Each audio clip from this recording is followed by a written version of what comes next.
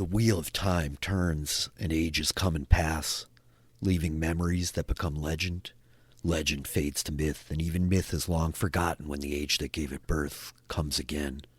In one age, called the third age by some, an age yet to come, an age long past. A wind rose in the Black Hills. The wind was not the beginning. There are neither beginnings nor endings to the turning of the wheel of time, but it was a beginning. We're live on the internet. It's us. We're here. We're live on the internet. We're back. Welcome. We're back. Hello. How are you, my friends? Hey, we're back. We're It wouldn't- here.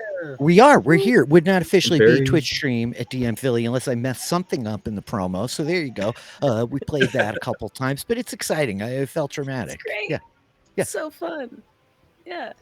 Indeed. What is going on, my friends? It's a big weekend out there in the world. Everybody's like watching Stranger Things, like zombies just attached to the television. Obi-Wan is out there kicking ass. There's Jedi back in the world. They're getting all kinds of Star Wars news. Like, feels like a crazy weekend. So like, why not play some Wheel of Time, right? Hell yeah. Yep. Yeah. Absolutely. That tracks. Works for me. Yeah, I was saying to these guys before you came on, Todd, but I have Kate Bush on a loop in my head from the Stranger Things weekend. My gosh. Can we play Kate Bush in the Wheel of Time? Is that a thing? I don't think so. Maybe like a Green Man who sings that song or a version of it. It's a good thing that we've got some songwriters here in the ranks. Yeah, I'm sure one of us could make that happen. Yeah, maybe. I don't know who. Not like I wrote 2 D&D parody songs this morning, you know. This morning. That's not what you expected him to say when he started the sentence, ladies. And Oh yeah, Rich, did you? Yeah. I mean, not to like derail the stream, but did the you? thread in the That's pen. what the intro is for, David. Yeah, that is. Yeah. You know, Do this you is a know- full derails. Yeah. Yeah. Do you know what happened in the last 10 days? There was a whole fake festival of the Dragon's Ascendant. If it didn't happen in Hawkins, Indiana, or on Tatooine, I'm pretty lost. David. Yeah. I gotta be Okay, honest well, with you. just 'cause I think you'll appreciate this one thing. Taylor, what was the name of the first dragon we celebrated? Say some extraction. Oh, That's yay! right. I know that guy. Yay! Yeah. I know that guy. Dragon celebration weekend. There's a lot of dragons in this party. We celebrate dragons around here, isn't that right, Tom? Well, we'll see. Personally, based on my readings, I think the dragon coming would be really bad for the world. I think we have some people in this party who are okay with the world burning, but I personally am here to protect it. So we'll see. Mhm. That's just Okay. like your opinion, man. Well, she is the thin red line between, existence and the world burning. So, Mhm. I mean, yeah, just my opinion backed up by 3,000 years of evidence, but sure. There you go. There you go. Very exciting. We do have notably some character art that I was all like jazzed up about for half the squad. The great Sean Yannell, we do not rush this man. When the art is ready, the art is ready. And so it comes. But Sarah, Callum, Bren, all rendered, created in the 2 dimensions of Sean's magnificent artistry. It's very cool to see these characters coming to life slowly. Like, we've had fun over the past couple of weeks, like trickling them in, like, oh, Sean's coloring. Oh boy. It's gorgeous. They're so awesome. Love it. Very cool. I'm so curious about the rest of you all. I can't wait to see what exactly happens here as the rest trickle in. But yeah, we have some art for half of you guys at least, which is right on. Yeah, I don't know. Anything else like crazy going on in the world? What else is new with everyone? Anything exciting? Yeah, Gosh. I've been on vacation for like over a week, and I'm going to go back to work in a couple of days, and I feel like I need a vacation to recover from my vacation. But other than that, Yep. Yeah. Having only gone on part of your vacation with you, an infinitesimally small part, I definitely took a vacation to recover from our vacation, Todd. It was a delight, Todd and Taylor. A couple of us were able to get together in this last week in real life, playing Dungeons and Dragons in the flesh. We threw dice together. We were in parties together. I get to DM for both of you. It was a very good time. Many non-player characters were killed. Many 20s Yeah. were streamed. Yeah. Yeah, we had a Stranger Things game where our characters were immediately murder hobos, like within 10 minutes. Like we're murdering poor farmers for no good reason. Mhm. Right. The farmers. It was good. The Terrible. Stranger Things box set. It was the official like Wizards of the Coast published box set that they did. I guess it's just a book. They don't publish box sets anymore. David on mold. Yeah, I guess it was just the Stranger Things like module or book as it was. It was super cool. It's a really like traditionally like 80s style adventure. Like the whole dungeon crawl is very, very cool. Our friend drew out the dungeon and like overlaid the maps on the big pieces of oak tag. But it was such a throwback for me to be like, my gosh, like this is real straight dungeon crawling, fighting troglodytes, Thessal Hydra problems. Like it was awesome. It was really a good time, like big time throwback. Nice. Yeah, it was super fun. I rolled wedding into vacation into work into moving. And yeah, I'm like, Yeah, I'm feeling it. Just a standard month or So casual, yeah. Almost like Typical standard month. like week and a half every yeah. Yeah, there you go. Yeah. Yeah. Well, tonight we escape to another world, a world like our own, but just not right now. I suppose we should get to it. We don't get to do this all this often. I could like sit here and like babble with you all for many hours, but that is not what we are here to do. We have a job tonight, my friends. So unless there's any type of like housekeeping, bookkeeping, any sort of like administrative questions that we need to go over before we get started, big picture stuff.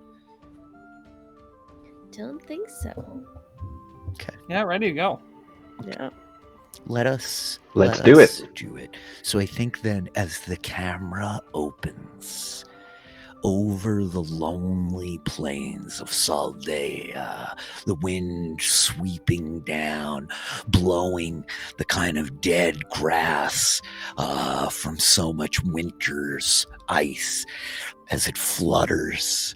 The wind kind of racing under fence posts amidst the remnants of a carcass of one butchered bear as it sweeps up, lashing about the ankles and feet and legs of the motley assemblage that stands before us.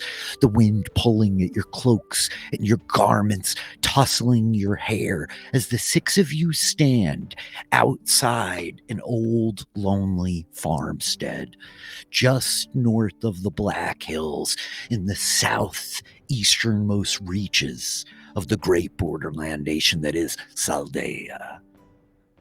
You six stand together with a local boy named Daniel, recently fled from his nearby village when he was accused of touching the one power of channeling Sidene. Whether he did or not is a question of some debate amongst you and uncertainty.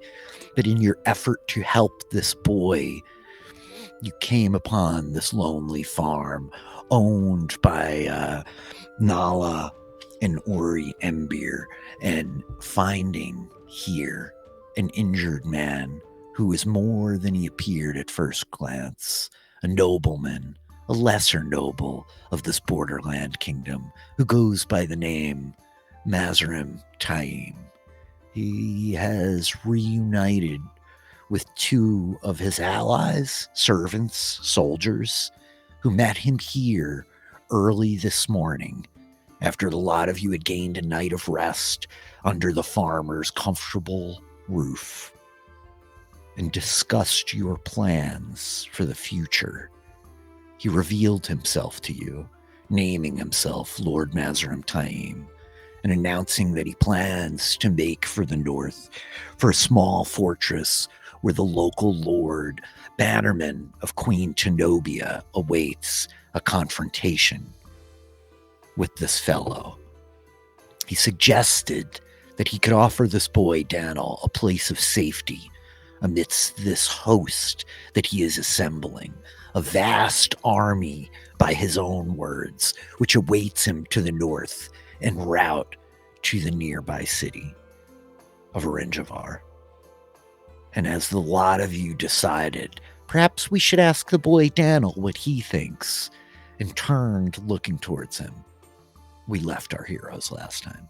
So with the wind sweeping all about you, this man, Mazrim Taim, and his two associates standing amidst this wide, loose circle with the six of you, all of your eyes trained on this young, adolescent Saldaean boy recently fled from his home, afraid, uncertain, and surrounded by strangers, as his voice kind of quivers, his eyes wide as he turns, looking over all of you like, I'm not sure who exactly I want to go with, but I know I can't go back. There's no home for me left in Three Forks. I'll have to go with you for now. And I think he's uncertain, looking between the strange woman, the Ogier, these road-weary travelers that are the lot of you, and the man, Mazrim Taim. Clearly, this boy is afraid and unsure of what to do.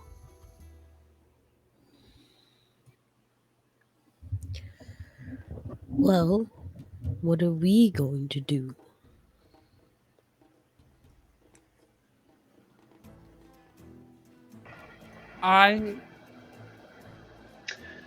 A good question. I will not allow this boy to come to harm at the hands of this Mazrin Taim. So I feel it is my duty to accompany this group going to what Mazrin Taim apparently refers to as a great army that he is gathering. However, I cannot speak for all of you.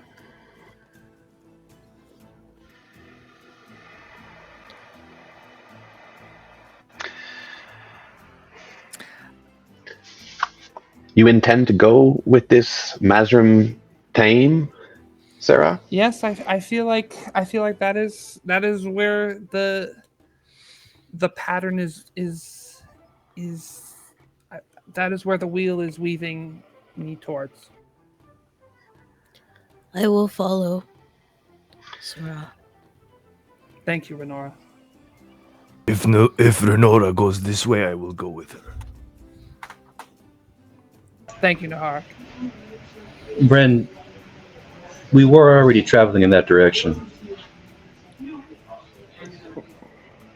Yes, we were, and best not be alone here, I think, after what might be lurking out here. Wouldn't you agree, Callum? Yeah. I think safety in numbers is definitely a thing we can try and rely on right now. Yeah, wherever you think best, Bryn. I'll follow your lead, like always. I think Daniel is nervously kind of looking over the lot of you, and he's like, it's not that I don't trust you, but I only know Maradon. It's the only place I've ever been besides the village, and if I can get there, then maybe somebody I know can help. Daniel, we don't... perhaps I should speak for myself, but you don't need to listen to us or do what we do, or you can follow your own thread. I don't want to be alone out there either. Well, and I think Oh, no, go ahead. Well, his eyes just like stray back towards kind of the south, his village, the direction that you all sort of came from, as he's kind of like looking away past you all, just like, there's nothing left for me there. I grew up with those people, and they turned so quickly. It is wise of you not to travel alone. You should travel with us, and I would advise you to trust in me, and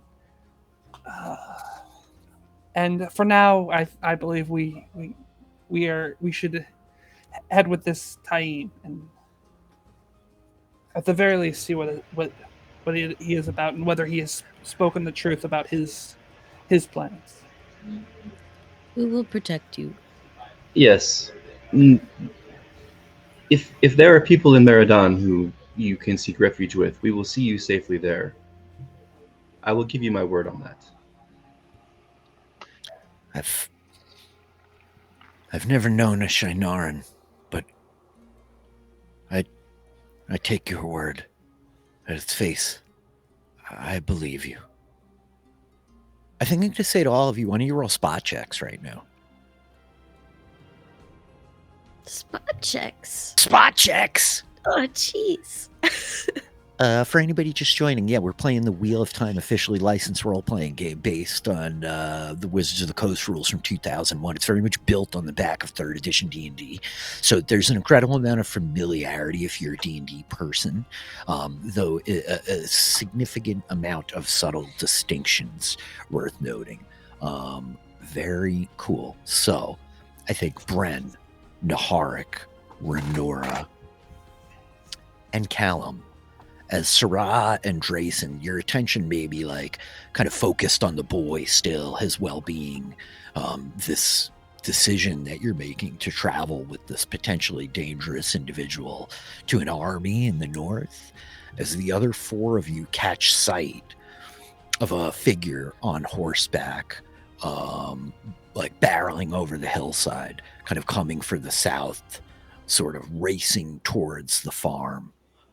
Coming down over the hills, down towards the stream, making its way up towards the farm. What is the? Can we see what the rider looks like? Sure. I think as you like take a step in that direction, Renora, like your hand coming up to kind of like break the sunlight through the gray clouds above, you note that it is a young man, tussle of kind of hair blowing in the wind around him. He's got like a cloak kind of tied tight but furling a bit behind him. He bears no weaponry or anything like that. You don't see a sword handle over his back. He has no spear in hand, not even so much as a bow in the saddle. And I think you even realize as you're like looking that the horse itself is not even saddled. It has like a bit and bridle, but he's kind of like just like sitting on a blanket bareback on the thing, kind of like lean down all he can to try to kind of hold this thing. He looks older than Daniel, though not by much. If Daniel is like in the 13, 14 range, this fellow looks like maybe Callum's age, a little younger than Callum even, right? Older teenager. Okay. I think like Renora like points it out to those who maybe have not noticed. Somebody is coming. It looks like just a boy. Does anybody recognize him? Oh, Daniel, do you recognize him? that's Lestian. That's Lestian Nilran from the village. He's sort of a friend of mine. Sort of. I don't have many good friends, but he was always kind to me when I had to work at his father's. See. And is there any... Go ahead, Aisada. Is there a reason he would be rushing over here? I have no idea. What do we do? Should we run? Are they coming for me? No, just relax. Don't worry. I think Renora like takes a few like big steps like in the direction of like this person is riding. It appears that there is only one at the moment, so I don't think even if he is coming after you that he is much of a threat. Should I go and see him then? I don't know what to do. Oh, just stay here. He's coming rather quickly. Yes, he will make his way to us. Just stand fast, straighten your spine. Be ready to meet him as an equal. Yeah, yes. And I think he stiffens up a little bit, his chin like jutting out as the horse comes barreling over. I think you see old Nori Embier like by the farm. He's kind of carrying some baskets out of the front door. One of Taim's men, Rockford's, is like over by the kind of stables. This Taim is like with Fredericks, like maybe 15, 20 feet away from you. He's kind of meandered off from your group a little bit as the rider is like coming towards you. And I think you hear the farmer call out like, hey there, is that you, Nilren? And the like horse kind of like catching sight, the rider seeing you like veers towards you as it starts to like slow and it comes trotting up towards you. And you see this younger man on here, maybe 16, 17 years old, dark skinned, the hawkish Saldaean nose, his black hair kind of tumbling. He's got a thin kind of growth of that like teenager, I can grow a mustache kind of look, you know? And he's just like, Daniel, oh, I can't believe you're here. I had thought that I might be able to find you. I know that sometimes you've done some work out here. And I think that Daniel is just like, are you here for me? What are you doing? And the other boy is like, please, don't be afraid. And I think like looking over the rest of you, like, do you know these folks? And Daniel's like, yes, they help me. Hello. Hello, Builder. Well met, young master. Nyland? Lestrin. Maybe you could get down from the horse and have a civil conversation with us. Yes, of course. And I think he kind of like slides like kind of awkwardly off the side of the horse blanket like falling down. And you could see like he's got this sheen of sweat. His hand is shaking a little bit as it holds the reins. And he turns and he's like talking to Daniel while he's mostly like addressing all of you. And he's like, they're coming. They've been looking for you. A bunch of people got killed yesterday. They're saying that you did it. I know you couldn't have. I know you didn't. And I think it's at this point that you realize, like, this boy, Lestrin, he has, like, a little bit of a welt on his cheek. And he's just like, my uncle, Daniel, he's out drinking with that Lumar Voon every night, and Voon's got everybody wound up. He's certain it's you. He's worked them into a fervor. I tried to tell him it couldn't be, but they weren't having any part of it. And I think his hand like absently comes to like the bruise on his face. He's like, I don't know what to do. I wanted to try to find you if I could. I just wanted to warn you. They're coming to kill you, Daniel. They saddled up horses this morning. There's a dozen of them. They're calling themselves dragon hunters. They said that they put the mark on your house, but that some foreigners came and stole you away in the night, and they helped you kill the villagers, and that you're cursed, you're sick, you're twisted. And I think at this point, Daniel, like, you just see like tears welling up in his face, and he's like, they're going to ride out today. I can't believe I found you here. Did they say they were coming to this farm? No, not specifically, but they're coming north up the road, sir. There were a lot of dead folks just outside of town, and people are riled up. And these dead folks you're referring to, were they townspeople? Some, sir. Some of them were strangers. I didn't know all their faces, but enough of them were known by the folk from the village. It's Lumar Voon, sir. He's a bad man. He gets into his cups at night and He spits venom about this and about that, about good Queen Tenobia and the Aes Sedai and anyone who'll listen, mind. But he's got the people worked up into a blood frenzy. They're crazed. I've never heard talk like this. When my uncle called himself a dragon hunter, I told him he was a fool. There's no such thing. I don't know what he's talking about. There's work to be done. And he hit me something fierce, sir. I was worried about this. I believe Sarah and I ran into him while we were there. This village sounds like a village of idiots. What are they doing? All these kids are running away. They blame them for murders. This boy was with us yesterday. We were eating bear. What is wrong with them? Eating bear? Yes, it's quite good. It was lean. No fat on it. Not important. Not important. Young sir, you said a dozen of them? How are they armed and how far away are they? They're still just getting themselves all together. Some have swords and bows. Most have lances or spears. They're not all horsed. Not well, at least, but a few of them have older, heavy war horses. They're not right behind me, mister, but they won't be long now. I never thought that I'd find you, but I thought it was, well, worth the light to try. So should we get a move on, Dan? Should we just go ahead? We're going to leave anyway. Yes. And leave. My fear is that if they come this way and they discover that Daniel was here, they will burn anything in their path.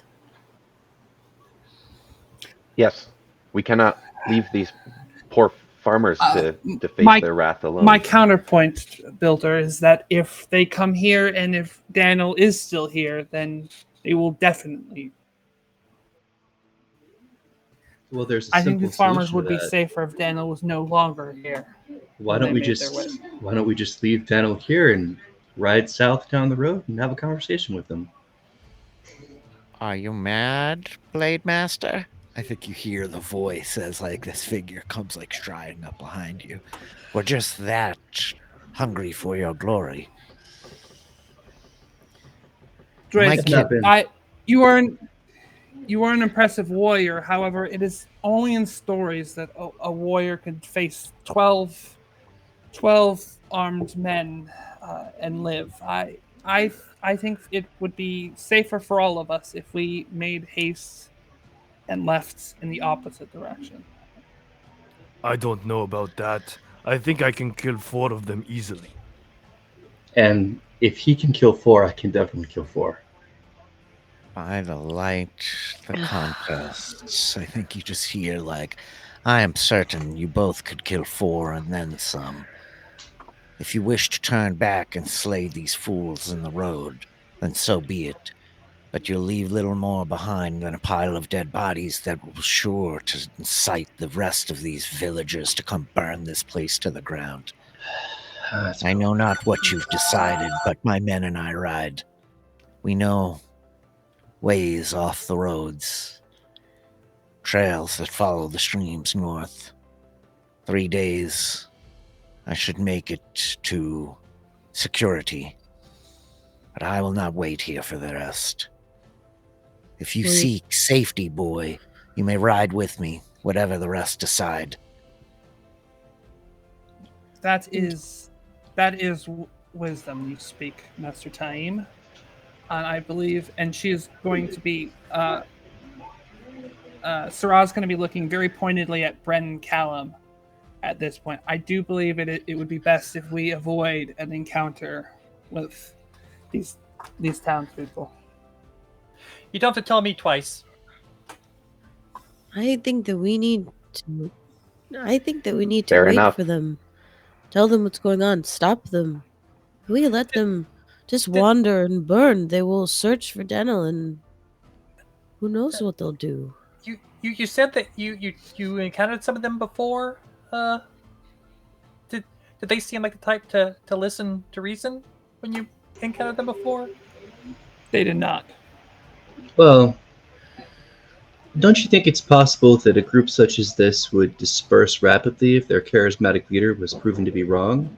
And, beheaded if necessary? Oh, no. No, sir. Don't get the wrong impression. Lumar Voon, he's a fat old sot. He won't ride with them out of the village. He's got them twisted up something fierce, but they're not coming right here, mind. They just mean to ride the roads north. I'm sure they'll send someone out looking this way. If I knew that Daniel had been out here before, then certainly some of them do, but they're not coming to burn the Embers farm. I don't think so, at least. They just want him. What manner of men are these Saldaeans that they would allow someone to rile them up, send them out to do dangerous work, and not even have the honor to lead those men himself? This is a borderland, right? These are men who have vowed to fight against the blight. They're not.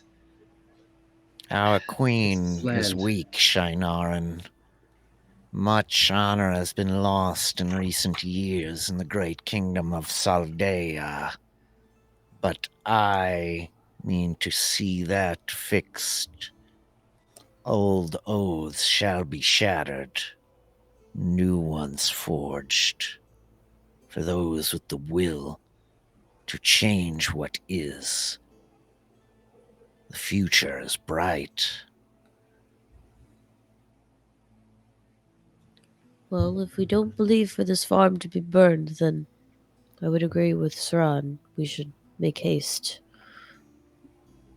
Yes. So we Mazrim Taim's words are definitely interesting, and I think it would be a mistake for us to stay here. So I believe that it would be safest for everyone, including both the farmer's family and, frankly, all of the town, the folks of Three Forks, if we left as quickly as possible.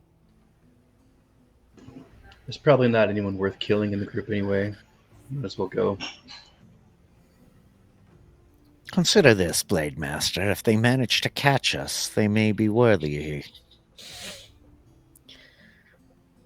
Callum's already settling up Feldspar. Callum's already Okay, so Callum's starts making his way towards the barn to go saddle up Feldspar. You guys are kind of out around the side of the farm, kind of on the hill looking down over the edge. So Callum's gonna go get a horse. What are the rest of you guys gonna do? Are Nori and Kala outside with us, or Yeah, I think you see Nori is coming back out of the door, and he's carrying a basket, and Kala is coming behind him, and you see her bend down and pick up a second basket, and they're kind of making their way sort of towards you all. Yeah. I think that Renor makes her way over and takes helps with the baskets, takes one in each hand, and this boy that has come says that the villagers are quite riled up and they might come this way for Daniel. We need to be going. I understand.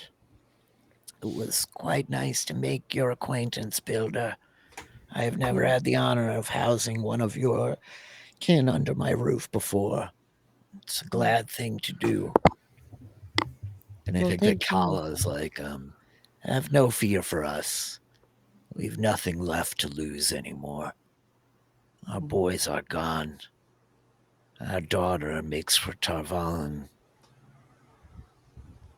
What best we had is long since gone from these lands. Well, thank you for taking care of us. It was an honor.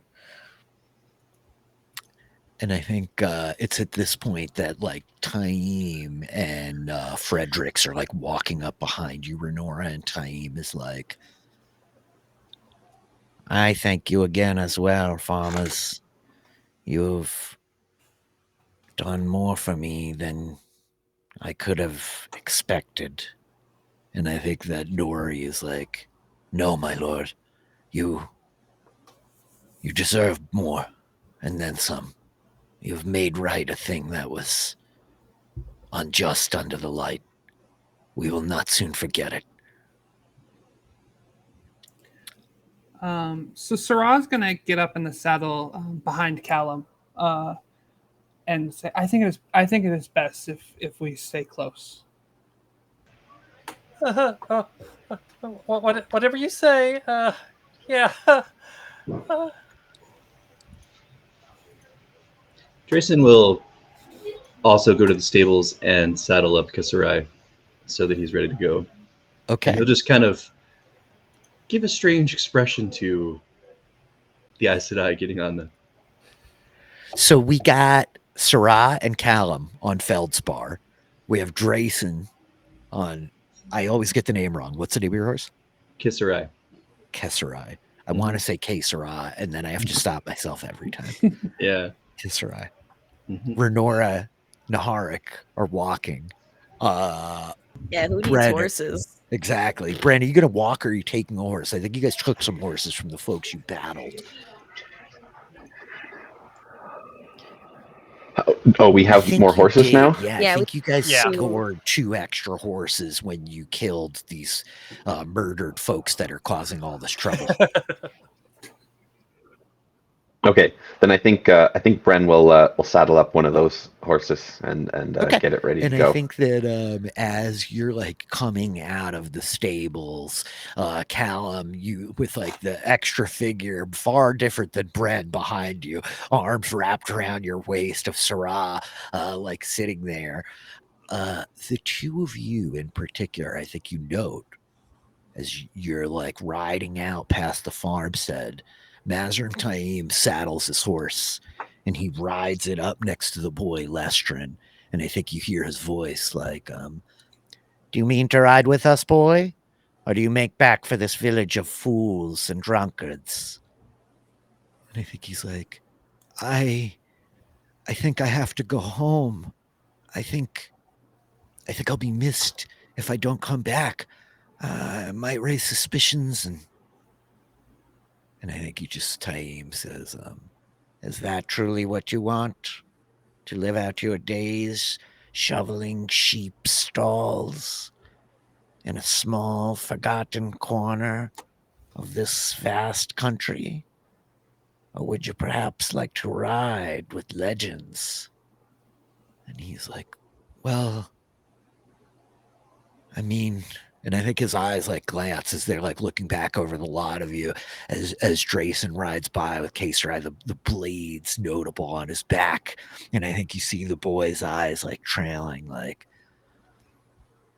I would love to make something of myself, but I have responsibilities. I have to go back. And I think it's at this point, Callum and Bren, that like, That's your pair- uncle speaking. what's that? Oh no, sorry, it was Star Wars Squad. That's your uncle speaking. It is his uncle. I reflex, sorry. Yeah, no, it's appropriate. I think for you, Callum and Bren, you note because you feel the power rolling off of Mazrim Taim while he focuses himself and seizes hold of Sidene. Your companions completely unaware as they're just like waves rippling off of him. You can't see the weaves, but he leans into the boy like, come, boy, ride with me. Your destiny calls. The wheel weaves for you better than sheep stalls and fools. A new age is coming, and you can sit at the side of great men to tell its story. And I think that the boy is just like, yes, I will come. As he like kicks the horse into motion and it starts trotting along. And Taim turns like smiling back, like, we ride. As he like kicks the stirrups, yanks the reins, and his horse bounds away. Yeah. So quick question. Can I use weave sight even if I'm not embracing? I believe you can, as a matter of point, dear Weaver. Ooh. I would like to do a weave sight check to see. That's not what I was expecting, but Was it wow. Bren will do the same then. Okay. As I'm looking at channeler skills, weave sight. Yes, you definitely can do this without holding the power. Go ahead and roll your weave sights, gentlemen. Just not wanting to roll. I don't know if it's on the Oh, it might roll not list be. here. I had to add it manually to mine. Oh wait, here it is. Here it is. Sorry. There's optional on the list, that other I might have skills had you there. added Okay. to, but we can always free roll too. Ooh, wow. Whoa. With a 27 and a 22. Gosh, this is where it's awkward because we're not in secret rooms. But Callum and Bren, you watch as Taim grabs holds of the weaving spirit, air, binding this poor boy Lestrin Nilren's mind in a weave of compulsion. And with rolls that high, I dare say, you feel like you could maybe try to replicate it. Oh, what have I done? What?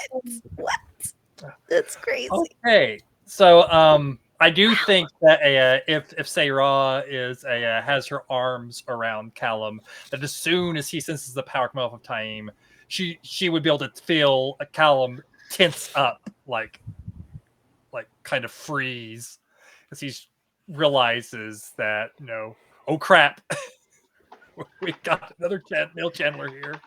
Oh my goodness. Yeah, I think Bren will kind of lock eyes with Callum as this is happening, a little wide-eyed as they learn together that Mazrim Taim can channel and what he's doing to this boy. But I think Callum would know that there's meaning in this glance that means something along the lines of, like a bit of fear, because if we hold on to the one power, he'll know we can channel too. He's very powerful. You have a vague sense of his strength, and it is frightening as you watch him ride, falling in next to his companions, the boy Lestrin following, and Daniel kind of glancing back towards you as he too kicks the horse into motion, following his friend Lestrin from the village. Did Renora hear anything that Time was saying? Make a listen check. Okay. Oh, did I get quiet? Am I still quiet? Is You're a this little better? soft, but Been having weird technical hiccups. You guys just let me know if you can't hear me. oh, there it goes. Oh, roll twice. 20. 20. I think you hear. Yeah, I think you were able to hear all of that. Okay, so I think Renora, without even obviously having no idea about the weaving, I think would just ride up next to Time and kind of follow closely. As you're recruiting young boys into your army. Yes, as many as can carry sword, spear, shield, or mount horse. Young women, too. I am not so discerning as to turn away those who would fight.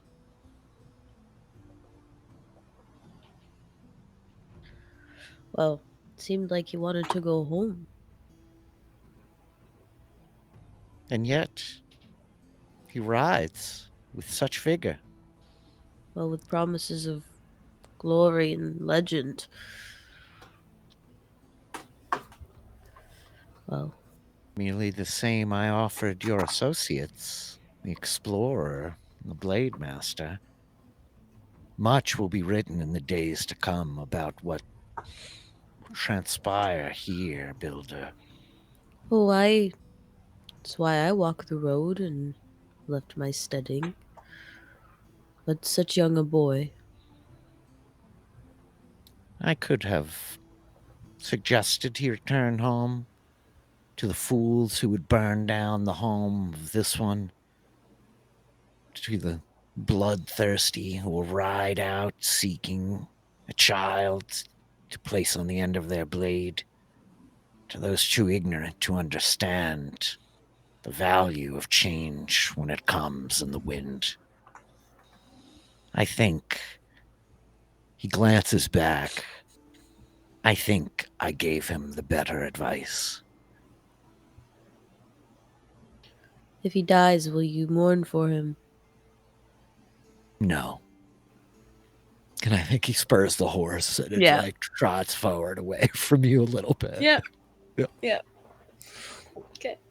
I think Sarah is going to have taken this all in rather quietly. She's not going to make any remarks. She's going to kind of keep her opinions to herself. Mhm. I don't know if you want me to make a check, but I do think her sort of natural assumption would actually be pretty close to what is happening, because her natural assumption is that this is sort of always what is happening. That her fate is to be surrounded by men who will make a sense motive check. Right. Who are you trying? I guess, like, what are you trying to read here, Sarah? Like the situation at large between like Renora and Taim, or what's happening between what Taim? Actually, I do think. Yeah, I think Callum. I think she's right next to Callum, and I think she's like watching Taim, what he's doing, and then she's like trying to get a sense of like how Callum, whether Callum clocked it and whether Callum like reacted in any particular way. Make a sense motive check. Yeah. And Callum, I don't know if there is a deception check or how overt this is. Ooh, that's a big one. Oh no. Yeah, I think. I mean, Callum is like freezing up, but he's like trying his best not to let anyone realize that he's freaking out. Yeah, I mean, I would think, Tom, with the critical one, you could tell he's tense, but also this guy's tense a lot. Yeah, and I think Sarah is. I mean, to be fair, he was tense as soon as Sarah got on the back of the horse. So yeah, I think Sarah got an Aes Sedai behind, a red Aes Sedai behind him. So yeah, I think Sarah is suspicious, and she definitely clocked what just happened, but like isn't like positive that it's positive that it is what she would suspect. It's sort of always what she suspects, so she's just sort of more background, like, yep, this is all very suspicious, but I this is what I and she's not really conveying it. This is all sort of going on in her head. Internalized, yep. So with that, I think that Taim and his men are leading you down along like this kind of stream bed, the winding stream. Sometimes you cross over the water, sometimes you go back, like you're weaving down through these kind of hillsides. There's game trails, kind of horse trails. There's points where like the streams like widen and narrow. You can see some ponds and kind of lakes along the way as you're traveling. But hours pass. I don't know if there's anything else like noteworthy or any other important conversations amongst you all while you ride. I think like Renora is kind of like quiet, like after that conversation with Taim, and I think she like probably spends as much time as she can like near like Daniel and like the young men, like trying to just like comfort them and like, you know, do the like everything is all right sort of conversations.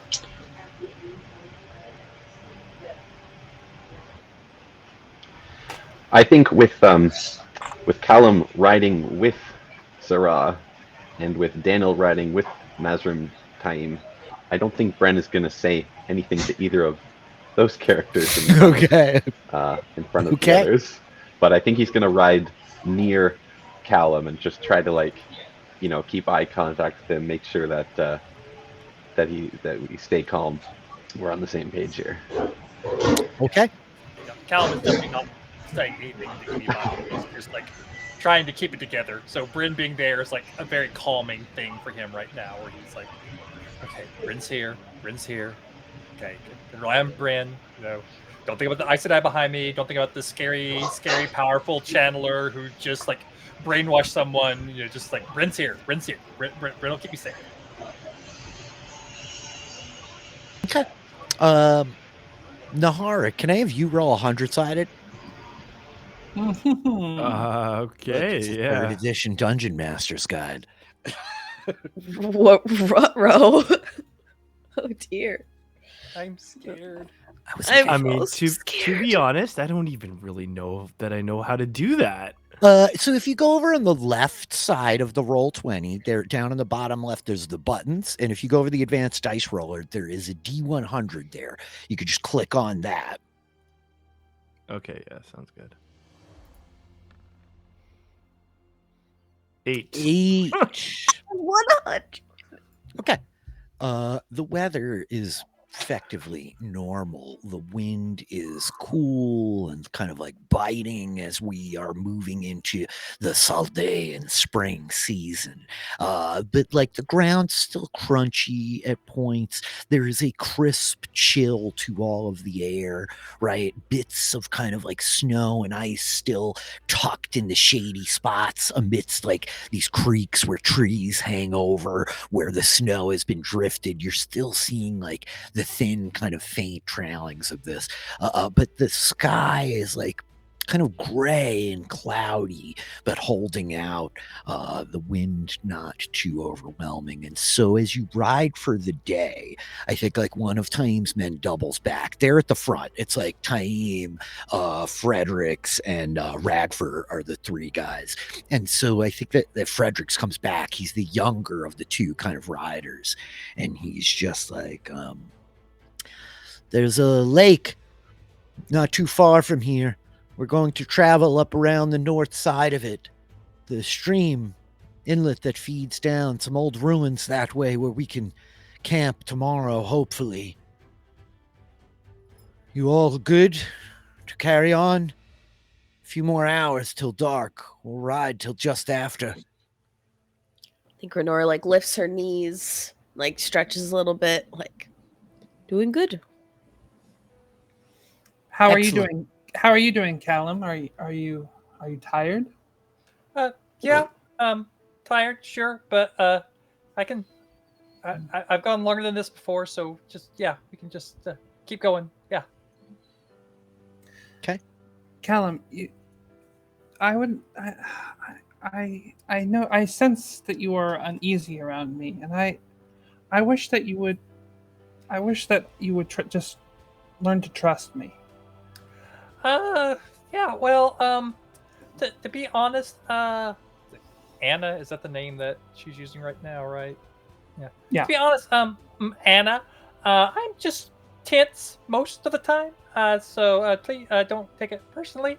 But yeah, I'll try. I'm trying to trust you. Drayson says that I can trust what you say, and so you say that you don't mean me any harm. So I'm trying to trust that. Just it's been a rough few days. Is all. Callum, a word of wisdom, perhaps.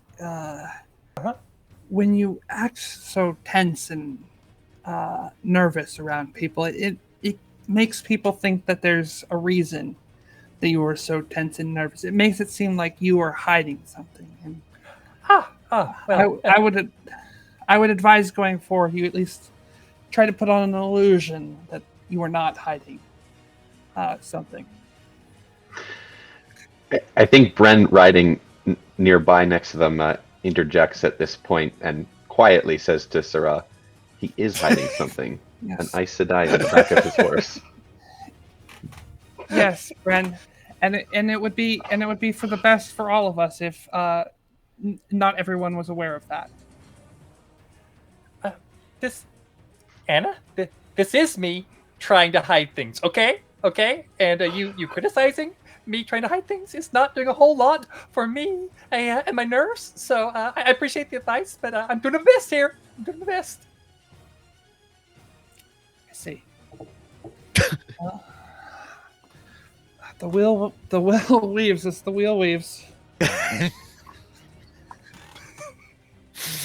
And I think the camera like fades to black as we see the group of you making your way kind of along the shore of this lake as you're riding, right? The camera kind of like opening back up. as you've entered like kind of like a tree copse, you're riding along the northern bank of this lake, Lake Whitecap as it's called, so named for the gusting gales of wind that keep it churned up, and whitecaps cracking on it as though it were some ocean surf. And as you all are kind of riding, can I ask, like, how are you spread out? So Taim and his two guys all on their own horses, way out in front, and I think the two boys are kind of behind Taim and the others. I know that obviously Sarah and Callum are on a horse together. Bren is riding kind of close to them. So Drayson, Naharik, Renora, like in relation to your allies, where are you kind of? So I think that Renora like would like look to like Naharik and Drayson and like strategically place themselves in the group so that way they're not all in one place, but kind of like maybe one on the right, one on the left, and like one in the center. So that way like kind of the, you know, the big axe and then the swords and the Ashendari are like in different places here. But yeah, Renora would want to be towards the young, towards like, the kids. Yeah. Yeah, got it. And I think Jason would gravitate towards the back because he's on a horse. He feels like, while it's very impressive the two of them can keep up on foot, he still feels like he has more mobility than they probably do. Okay. And Naharik? Yeah, I think Naharik's in the back, just keeping watch for anything that's coming up behind them, especially since there's 12 horsemen that are, floating around. Mm-hmm. Also, I have a mechanical question. Let's talk about mechanical things. Yeah, I'm like, gosh. So yeah, Renora is like, how much rest did we get? Did we like? This is just the next day, right? So like, you got one full night of rest. How is Renora's hit points? Not at full. You got one full night of rest, and there wasn't quite an opportunity for channeling to occur. No. Yep. Okay, just double checking. Yep. Good. Gosh. Good to go. So you're still a little banged up, is what you're saying. Just a little, like not. You only terrible heal now, but... your level in hit points on a full night of rest. Sweet viewers, 5th edition, very kind. So I say, on that note of the very injured Ogier, why don't you guys roll spot checks? Not very injured, just a little bit. Renora should have eaten more bear. Spot or listen, I'll say to you guys. Yeah. Spot or listen. Sarah's not having a good day with dice. Gosh, what don't I? There's a thing. Sarah's really not. Yeah, the gambler. I mean, sometimes we win, sometimes we lose. Yeah. Listen, spot. Okay. Sorry, I was just double checking something. No problem. You get bonuses for being in the woods. Is that it's with hide and move silently, not listen or spot. So yeah, I will do a spot check here. No, I've rolled 3 dice this session so far. I've gotten a 3, a 1, and a 2. So yep. I had a run the other night on Friday, Tom, where my first 5 rolls were all below 4 on the dice, and I was like, well, sometimes you gotta give a little back, So I think that this is what happens.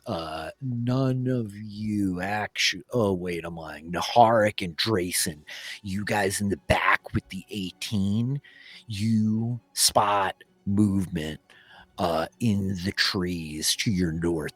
You're kind of riding along the bank to like this lake. It is not enormous. Like you could see the other side of it, but it's big. You're not like swimming across the other side in a moment. It's a couple 100 feet in diameter, sort of irregular. You could see where the stream feeding it is leading up further north.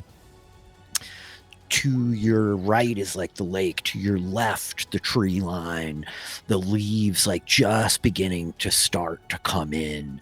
The ground around you still very brown.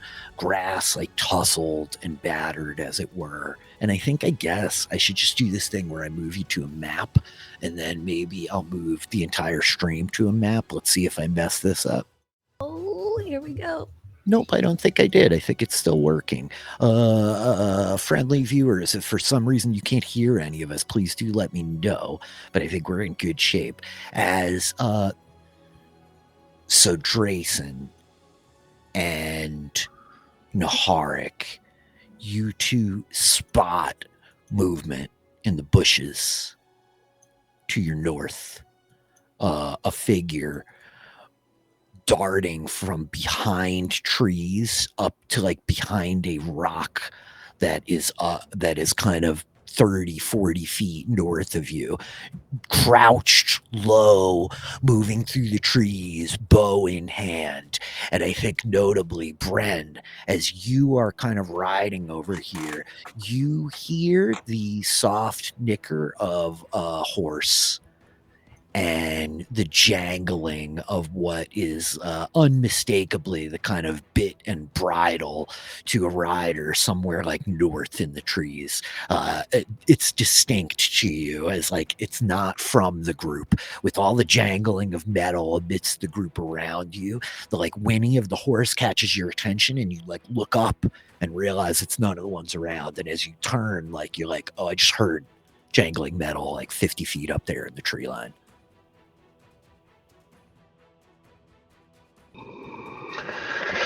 I think Bren turns to those beside him and tries to say, not too loudly, "There's someone in the trees there," as he pulls his crossbow from his back.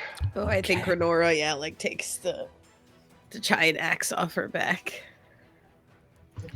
Yeah, Drayson's gonna pull out his short bow, knock an arrow. Naharik? Yeah, Naharik's gonna whirl his Ashendari out from his back and just into his hand. He's gonna see his hood slip on and a veil cover his face. He pulls the veil up over his face. Callum and Sarah, Bren turns to you and says this thing. What do you two do? So Sarah, who is not afraid of the men sensing her a female channeling, because she doesn't think that men can sense female channeling, even if they can channel, is going to embrace the source. Go for it. So do you have to roll? You don't have to roll. You don't have a block or anything like that. You don't have a composure check. So Sarah grabs hold of Saidar as you feel the flow kind of coursing through you, strengthening you, sharpening you. Callum. I think Callum is going to look at Bryn and should I? Kind of should I embrace the source? Should I not?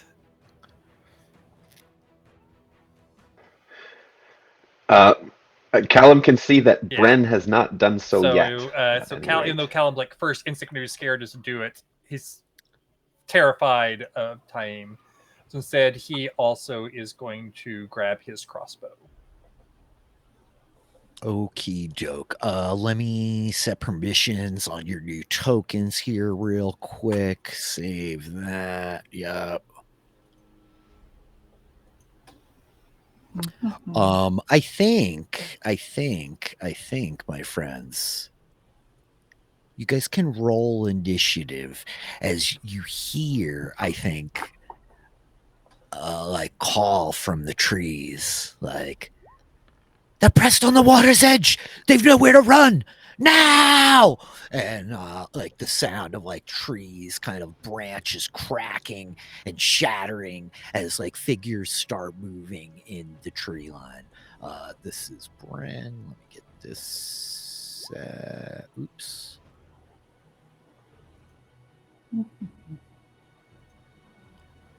Okay, Bren should be able to move his, and Sarah.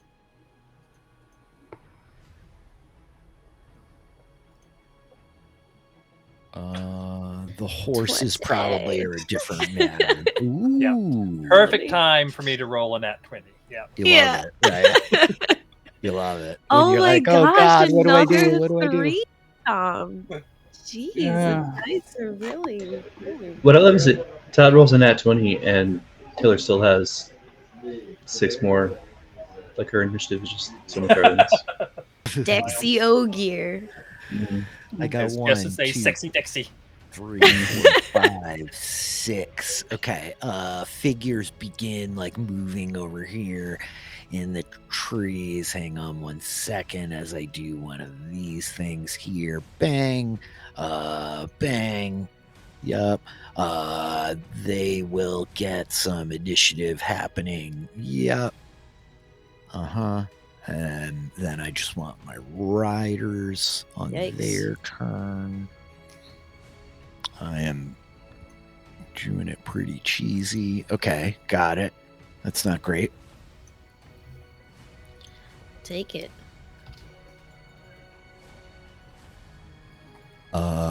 And okay, my friends, as suddenly figures begin bursting out of the tree line, like racing towards you, moving. Renora, you may act first. You see figures like stepping out from behind trees, some of them with like spears, many with like short bows and crossbows in their hands. Yeah, what do you want to do? Okay, who can Renora like see? Can she see all of them? Yeah, so I think that she can definitely see like this one in front of her here. Yeah. I think she sees this figure on the horse that's like starting to barrel down. I think she could see everybody like these three, right? Like she hears what's happening off to the edges, but I don't think she sees them clearly yet. Okay, and what are they wielding, if anything? Spears, swords, and bows amongst them, right? A couple All of of them them? are like bringing bows up, but they have like assorted weaponry, right? They're very Okay. much not uniform, but they do all have weapons. Yeah. Okay, I think you note that the guys on the horses have lances. They look like not like super well made lances, like old military lances, but they definitely have lances, and they're on like Okay. shoddy, old, banged up war horses. You know, like this is not elite tier cavalry, but these are like Saldaean lancers. You know, Okay. All right. I think if not soldiers by trade, then like warriors by birth, being borderlanders. You know. All right.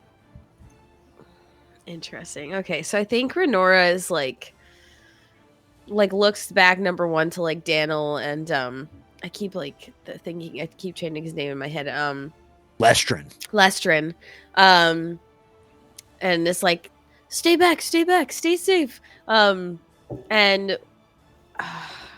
goodness. I think she's gonna like step like around this. Can she get like here?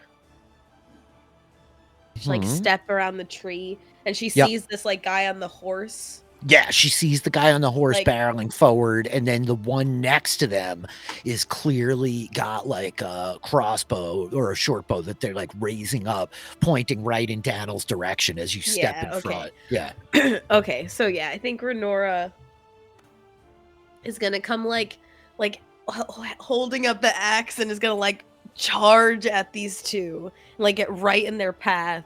And yeah, it's gonna like charge up. The horse is like in this space or like over here. Yep. Remember, you have reach. You don't have to step into people's I was range just if you about don't to want. say. Yep. Yep. Like I think she from runs there, up. you can hit everybody except for her. You can hit like the horse, the rider, or this guy. Yeah. Great. Yeah, okay. So yeah, I think Renora is like gonna swing out. I think she's like aiming like for the crossbow that's like gonna like that's pointed towards Daniel and is like gonna swipe at this person here with the Okay, so that's your movement as you come barreling forward, this long-handled axe like cleaving down as the figure's like raising the crossbow and their eyes just like kind of rolling up to take in the overwhelming sight of the ogier in front of them. 23 hits solidly. Great. 4. Let us begin the slaying. Max damage. 15 points of damage. Sweet mother of what's Renora's mother's name? Arellen. Wow. you cleave down into this person. They do not like die immediately, but I think the crossbow is like shattered, the axe like cleaving down into one of their arms. You hear them like scream as they like stagger back, like kind of blood like pouring off their left arm, as you can see like bone jutting out. You've cleaved into them pretty badly. That's your movement. That's your action, Renora. Is that your turn? Okay. Which brings us to Callum Hearn on 21. You watch as the sight of the Ogier like barrels up around the kids in front of you, and then kind of crushes into the trees in front. And you hear a scream from the woods. What would you like to do, Callum? Yeah, so Callum will take his crossbow and aim at the person. I think there's one to the lowest one on the left. Yep. I believe. Way over here. So you're still on the horse, right? Yeah. Make a ride check, Callum, as Feldspar is getting like a little bit panicky while everything is like kind of breaking out here. Are we riding together then? Yeah. Fun decision you've made for us, Callum. I think that with that, we'll just say to get on the horse with Callum, Aes Sedai. It's true.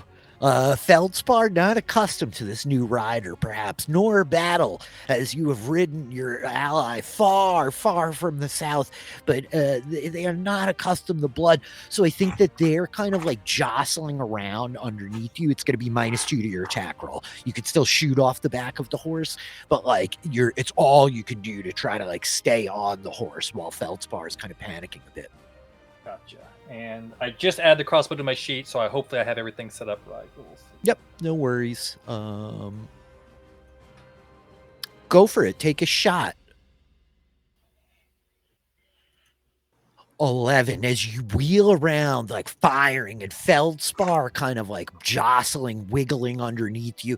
The like bump of like Sarah trying to like hold her seat in the saddle from behind kind of jostles you, and the crossbow like wiggles as you pull the bolt, Callum. Thunk! I think you see the bolt like hammer into a tree next to this fellow over here on the left. That's a miss. Callum, that was your action. Your movement technically has to be before your action, I think. Am I getting that right? So you're basically just trying to hold your ground on Feldspar? I guess so. Okay. Naharik, you're up on 19.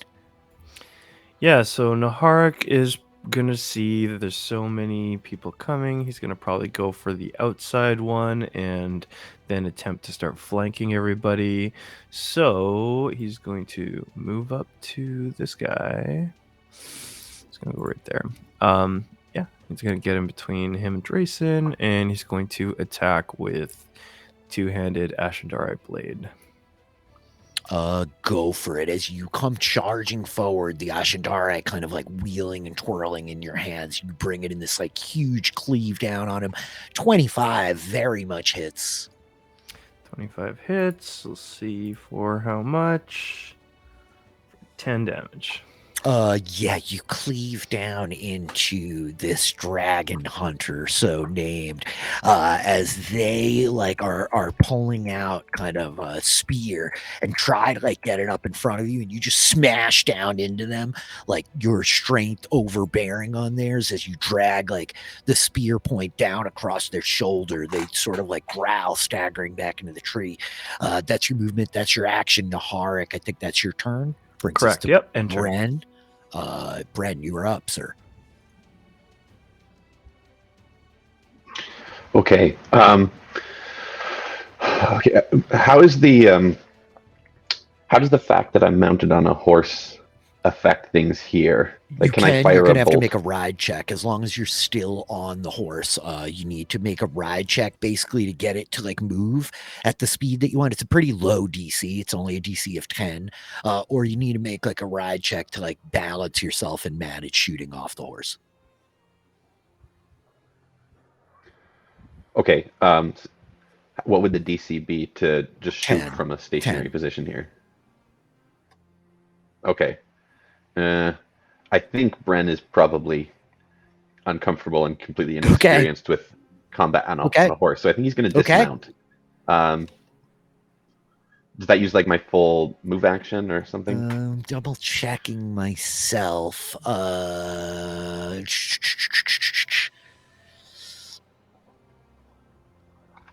Yeah, I'm going like a little bit fast and loose as it gets like very complicated. Jumping down, make a ride check, and if you succeed, then you could keep some of your movement when you jump off. I'm pretty sure that's basically how it is. Sure, sounds good. Okay, ride check. Yeah, if you make the ride check, you can mount or dismount as a free action. Sounds good. You're 12. good. You're able to like quickly like slip down off the side of the horse.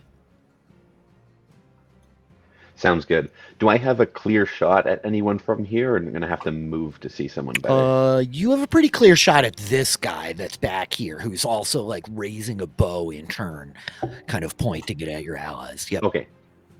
I think I'm just going to move back a little further to kind of stay out of the way, and then I'll fire a crossbow bolt at that guy. Go for it. Okay. Just finding the right weapon here. No problem. Your crossbow comes up to your shoulder, Bren, as you like stare down the length of it. Not having had many cause to fire it at men. 20! It's actually a 19, but it crits on 19s and 20s. We love to see it. Reroll to confirm the crit. Just roll again to make sure you hit. Just roll the single attack thing. Okay. Bummer. So you hit, but it is not a crit. This is a sad truth of the olden days. What a letdown. David's heartbroken. Yeah, I feel you, man. Still, nonetheless, that's damage. Roll damage as the crossbow bolt hammers into this guy. 5 damage. Okay, got it. He like staggers back a little bit as he's coming. Bren, that was your turn. That brings us to Drace and Hakar. All right, I'm gonna make a ride check to dismount as I pull my sword. Go for it.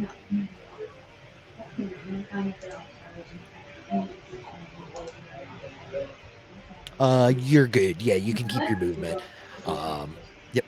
And this square right behind the guy that Naharik engaged with is in the tree. Is that okay for me to move to?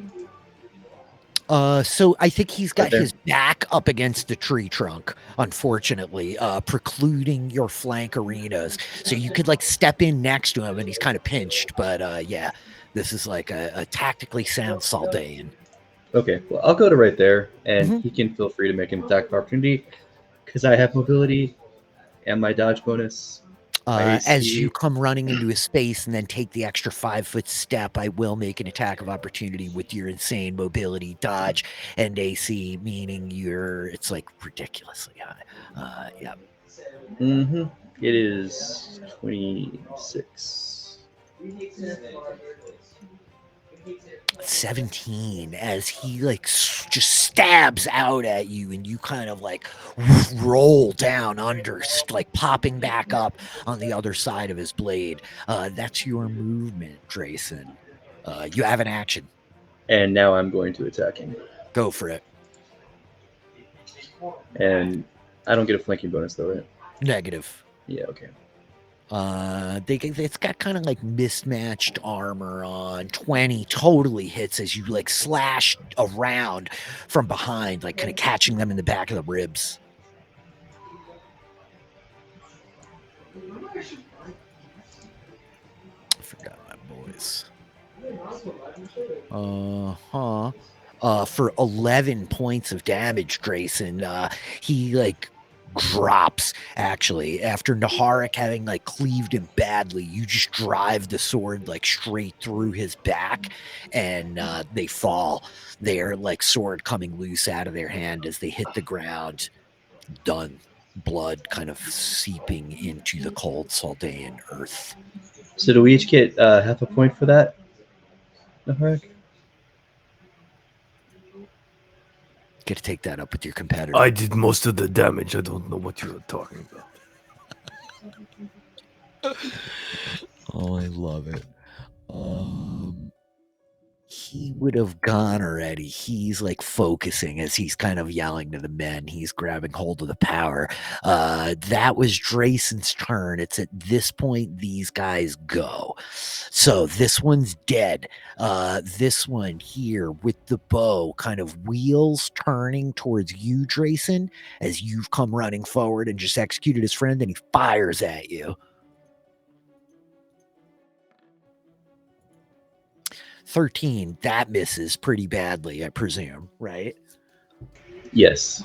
This one, however, on the horse is going to come like barreling forward toward you with the lance. He's like charging you as the horse comes like bearing down, lance like jutting out. Oh, wait a minute, the horse guys go later. That's my fault. The horse guys go first. That's my fault, actually. Yeah, he charges in at you. This one, meanwhile, Renora, it's just like holding its ground. So it like the horse rears up as he punches out with the lance towards you. This attack for Renora.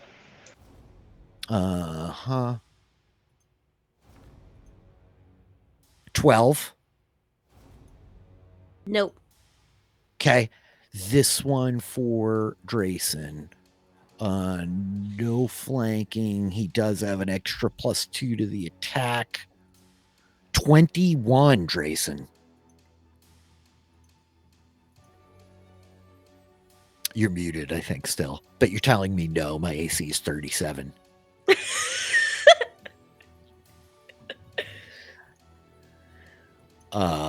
So he comes charging forward, like jutting the lance out towards you, and you like duck down under it. 21 just hits. Oh, it does just hit. Because I didn't move my dodge to someone else. Correct, right. You also... Oh, no, wait. The mobility is +4 to AC against everybody if I move. Isn't that only attacks of opportunity, or am I making that up? Oh, no, that's right. It is, yeah. Never mind. Okay. So you are actually 21. So that will hit. Unfortunately, Drayson, he is using a lance, which does double damage when he's charging on a horse. So this will be double damage. We're just going to straight double it. 14 points of damage, Drayson, as like you drive your long, thin blade through the back of this guy in front of you, just in time to feel the lance like kind of catch you in the shoulder, spinning you around as you try to move with it. That's a pretty good shot. That was the horse guys and one extra bowman, but the rest of them all go right now, so it doesn't matter. This one here raises his bow and fires. Yup. Oops, I got so many things open here. He is shooting at Fredericks, misses. This one is on the horse. This one next to you, Renora, lunges forward. You could take an attack of opportunity. Heck yeah. As they come like darting around to circle to the other side of you. 14 is their AC. Amazing. And technically, these are humanoids? Yes. Great. So 15. Okay. For just 6. What does it look like, Renora? This guy tries to dart around to circle in behind you as you end his life. What do we see? Yeah, I think Renora like follows him and he like runs in and kind of like spins and like just like chonks it right into like his abdomen. Got it. And it's at this point that you see this woman here, like, look to you, her eyes going wide, and she's like, I have a shot at the boy! And she starts moving away from you over Oh, to she's here. like, she's in range. She sure is. So she's stepping out of your range. You can make another attack of opportunity at her. Yeah.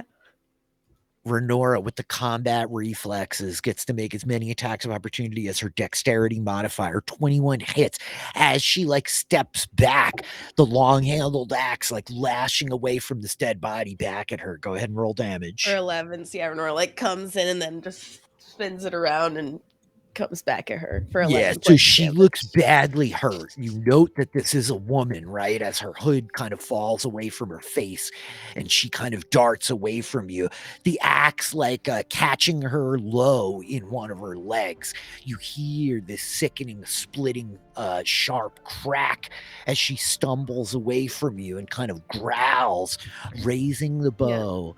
Taking a shot at the poor sweet child that you have tried to help desperately. Renora like leaving yells the at her like, village. "Leave him alone!" No, no. 16 hits Daniel, who is wearing no armor and is just a boy. No.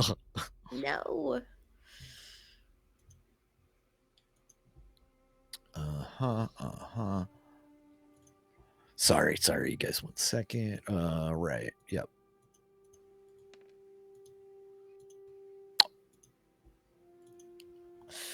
You hear a cry of pain as Daniel falls from the saddle of his horse, an arrow striking him. Callum, Sarai, you guys would see it as he like is knocked backwards off the horse, this arrow taking him. That was all of their turns. Sarai, Digibiste, you are up on 5.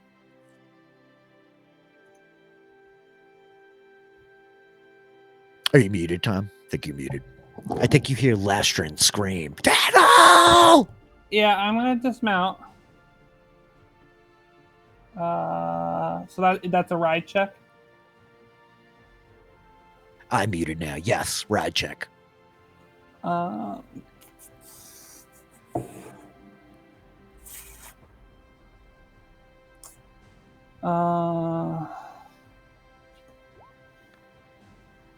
14. Yeah, you're good. As you just slide over, you're kicking a leg around Bren.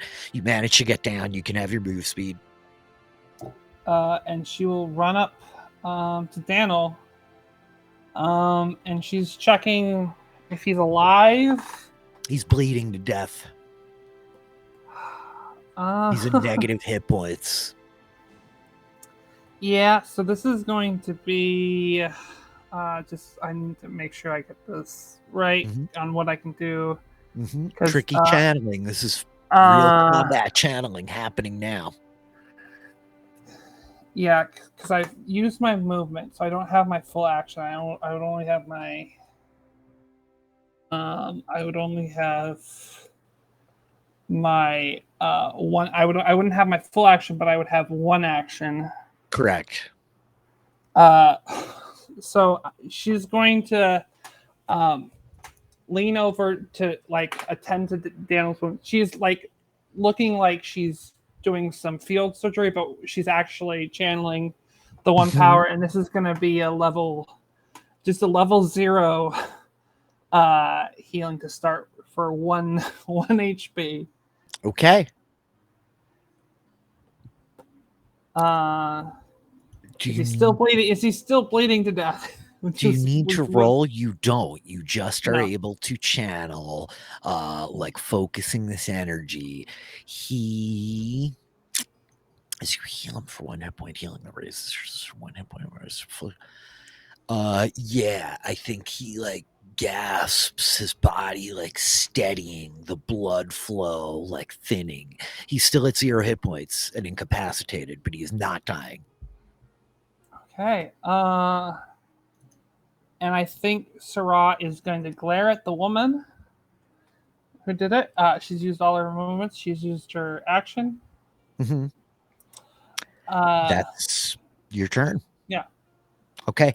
I think it's at this point that the boy Lestrin wheels at her and is like, "You witch!" And he's going to charge the horse forward like a fool. You realize this boy has no weapon. He has no spear nor sword on himself.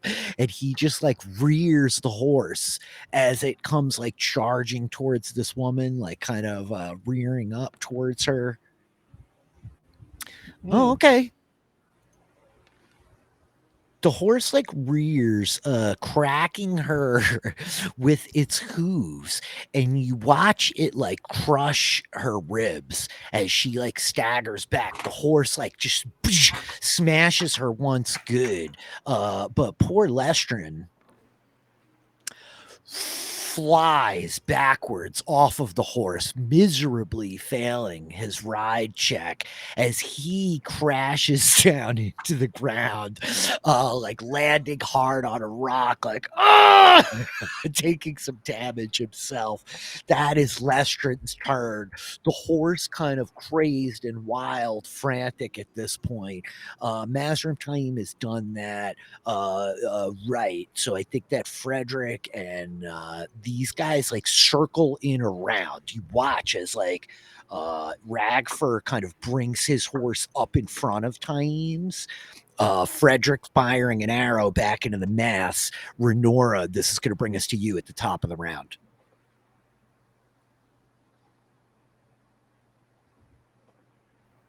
Yep. Okay. Jeez. Okay. I think she like looks back, like she like screamed at this like woman, like and was like yelling as like Daniel goes down, but like yeah, the woman is like now taken care of. She's got this like horse in front of her. She sure does. This guy's got a spear in his hand that he's like jabbing, trying to like stab you with it, you know? Yeah. How tall is the horse?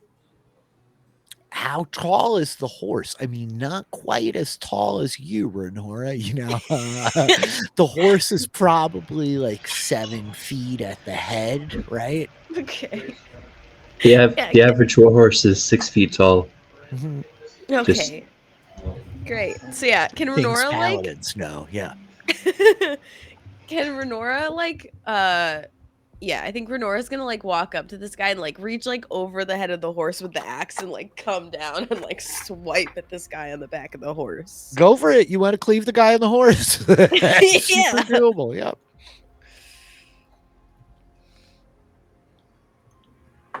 Oof. That's a critical one, Renora. I think as you swing your giant, long-handled axe over the head of the horse to bring it down, impossibly, the Saldaean gets his lance up and hooks into the beard of the axe and just yanks the lance backwards. And you watch as like the axe tumbles free of your hand, falling to the earth beneath the trampling horse's feet as the horse is like stomping around, neighing at you. Yeah. That's it. That was Renora. Callum, you're up on 21. You're on Feldspar alone now. Maybe you could ride all the way back to the two rivers. No, never mind. I was gonna move, but I'm good. I already attacked, so I can't even do that. So okay. Never mind. Okay. Okay. Callum. Oh my goodness. So Callum is going to be like, "What am I doing?" And he's going to ride Feldspar over to where Syrah and Daniel are to try and get Feldspar in between them, like to block any more attacks at Daniel. Okay. Make a ride check. As Feldspar is frightened. The DC is only 10 for you to like get him to go where you want to go, and you're like in control of your Feldspar. What am I doing? Yes. Hey. Nice. Very nice, Callum. So you want to come on, Feldspar. It's okay. It's okay. Yep. Scary Lady's not on you anymore. We can do this. Yep.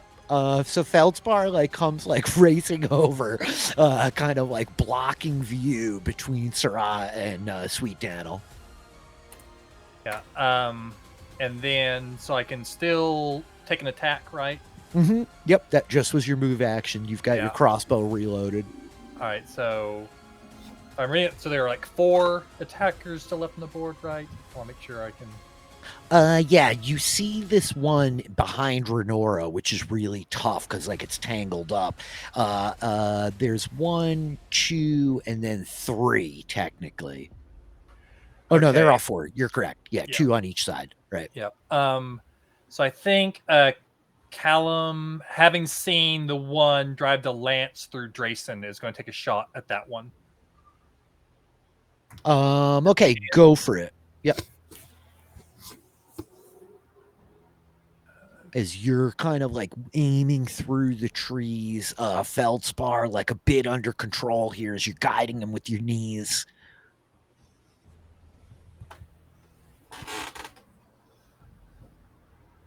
So many buttons to click. I know, believe me, there's a lot of stuff happening on these sheets.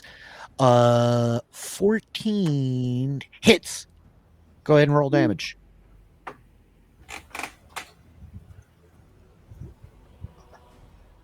And it like prompts so much stuff. Like, do you want to add these modifiers? Do you want to add these? How about 25 more pop-ups? Like, are you good? 7 damage. You managed to like thread the needle but through like the tree line here. Tunk, the crossbow bolt like firing true, catching this guy like low kind of in his hip, almost just above his sword belt. You hear like this growl of pain as his head like snaps back, peering at you through the trees. Callum, that's your movement, that's your action. Yep. Okay, which brings us to 20 here. I think that you see both Taim's men, like anybody who's looking here, which is probably not many of you, maybe Sarah, like as you look up over the body of like the Daniel on the ground, like shallow, ragged breaths, the blood kind of like soaking his robe here. You just see the figures look to Taim, and he like kind of this like spits like stay back, as like he just kind of like roars, "You are fools to hunt this boy! Flee back to your village! Flee to Saldaea and tell them a dragon rises in the north," as fire erupts off his hand, exploding in the trees to the north of you. You hear the shattering of wood as branches are blasted back. The horse screams like whinnying in pain, nickering, like both these folks north like screaming as fire kind of erupts all around them. That's Taim's turn. I will resolve some damage as Naharik, you are up. You hear the screaming through the trees, and then you feel this wash of heat amidst the sound of like this explosion. Okay, so are we allowed to go through these trees, or are they like obstructions? You can like basically move through around the edges. Like you can move through your own allies' spaces and that kind of stuff. Yeah. Okay, so having down this fellow over here, Naharik's gonna come like running around Drayson, and seeing that he was attacked by this man on horse, he's gonna be like twirling the Ashendara in his hand, and as he comes up to the horse, he's gonna jab it at this this person on the horse. Go for it. I'm sorry, you did not get the full attack. 25 hits solidly. 25 hits, and we roll for damage, and that's 10. Okay, you managed to come like darting up on this guy on the horse, like driving the Ashendara up. What does it look like, Naharik, as you end this guy? He's got a crossbow bolt jutting out of his hip from Callum. How do you finish him? Yeah, I think he like goes around the horse to the right. He like dodges maybe like the horse's head, and just like you see this Ashendara spear just go sliding right underneath his chin, and then quickly pulled out as Naharik looks onto his next victim. And you're like looking over the horse at this other fool. That was not a hell of a lot of damage, but amazingly, I think it's probably still enough. And for the horse. Oh, yeah. So these guys are dead, Renora. You watch as like flames blast the rider off the horse in front of you.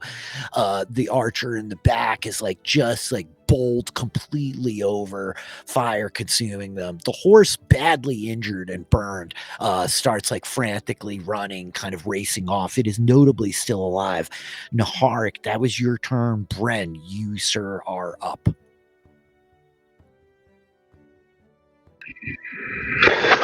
Okay. I think what Bren is kind of wrestling with right now is he doesn't want to grab the one power if he doesn't have to and reveal himself to Mazrim Tame. But on the other hand, he's not thinking twice about grabbing it if he feels like his life is actually in danger. Like, I can see that it looks like we're doing okay, but I don't know what Bren knows here. Like, he just saw a fireball explosion. He can sense Mazrim Tame grasping the one power over there, but like, who knows if like these fireballs are coming at us or whatever. So, like, is there something you can say about this? I would like, say it's what do I know Mazrim Tame did that? I would say that either you can make like a spot check to see like how much you're kind of picking up as all of this is happening, or like a maybe a sense motive check. But yeah, I feel like it's more like you doing the quick assessment as like you're peering through trees, bodies dropping, like horses neighing, right? Okay, rolling a spot check. 6. So I think that you're not really sure who's doing what, right? You're pretty confident there's no other men holding the power. Like, you know, Callum hasn't grabbed it yet. You feel like the waves coming off Taim. You do hear him yelling, right? But you also hear like screams of dying people around you, horses in pain. A lot's going on at once. Yeah. Okay. Well, at the very least, no one is charging him right now. So I think he's going to... That's very true. He's going to play it safe for now, in that regard. Okay, now I was just looking at the for a light crossbow. It says loading a light crossbow is a move action. Oh, technically it is. Right. This is my bad. Loading weapons does take the move action. I can give it to you for Callum last time because you didn't actually move, so you would have like shot it, reloaded last round. Yeah. Okay, so I think if I want to load and fire this thing, I'm limited to just taking a 5-foot. Yep, you can always take a 5-foot step on your turn, but if you use your move action to load the crossbow, you give up your movement. Yep. Okay, I'd like to fire at that guy over there if I can. Is that guy like, are my allies your allies in the way? Kind of are in the way. If you take your 5-foot step over, you're more like shooting past the horse, but it's still a little bit of cover that it's going to offer him. Right. He's basically getting +2 and AC. Okay, I'm going to take a 5-foot step to the right then, and I'll load and fire that crossbow. You're like aiming carefully. You watch as like Naharik takes this guy off the horse. You aim, you fire.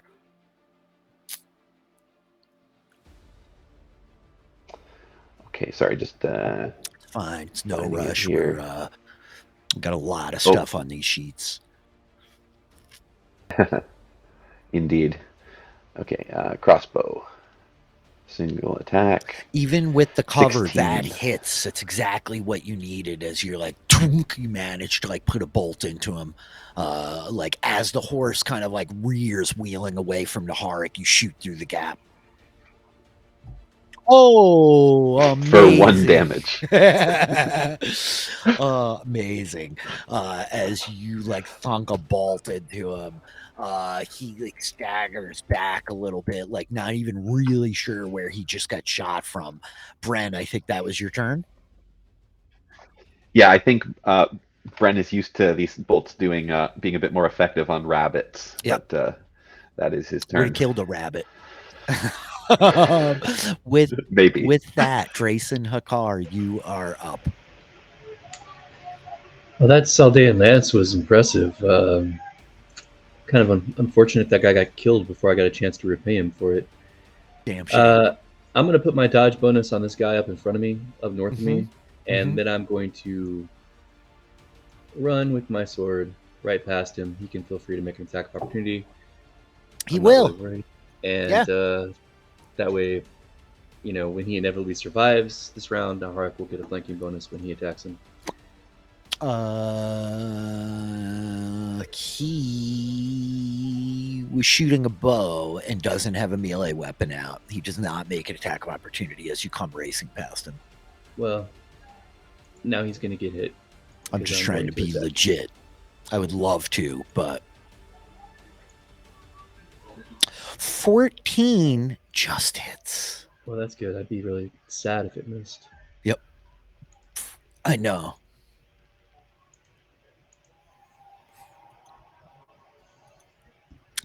8 points of slashing damage as you come running forward, and I think he swings the bow at you as you bring the sword down low, like cutting him hard across his thigh, like circling around from behind. He like stumbles a bit, eyes like trailing, circling around with you as the bow falls out of his hand.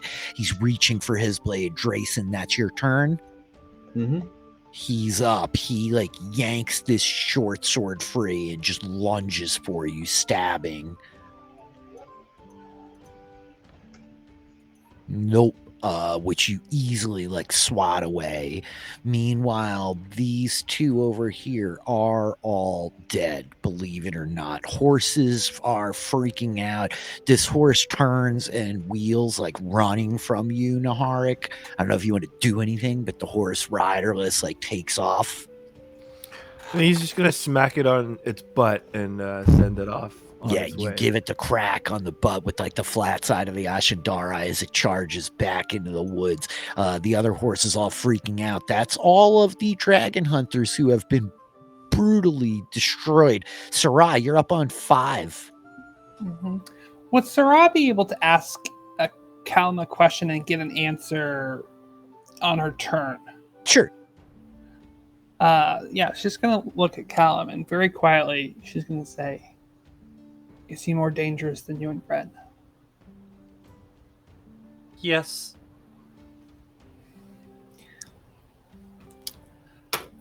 All right, follow my lead. And she's gonna stand up fully. She's not gonna expend any more healing on Sweet Daniel. Sweet Daniel. He's alive. That's enough. And she's gonna pull out her club and like act like that means anything. She's got this like belaying pin almost, I imagine, like a. Oh my god. But that'll end her turn. Incredible. Okay. Okay. I think it's with that Lestrin is like pulling himself up off of his feet, like, and the horse is kind of freaking out, and Lestrin's like, no, and he's like running forward, trying to get the horse, which runs away from him, like turns on, like charging off into like the woods to the north as he's like, ah! And like he just takes a couple of steps after it and then like turns looking at all this, the explosion of fire, and he just takes a couple kind of like steps back, like eyes wide, completely overwhelmed, like turning back like, Daniel, are you okay? Renora, you're gonna be up on 26. Yeah. Gosh. I can't get there.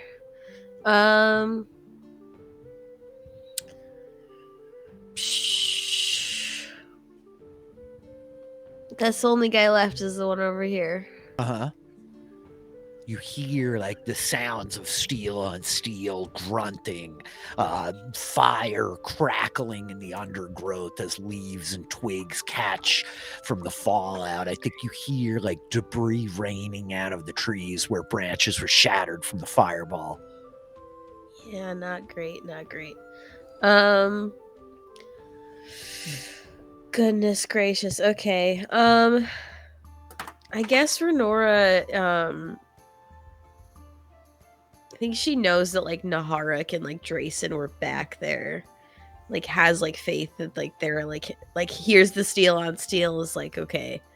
Like it's probably handled. So I think she's gonna like take a few steps like backward and is just gonna like stand like sentinel and is just gonna like wait to see if anything else happens. Okay, you got it.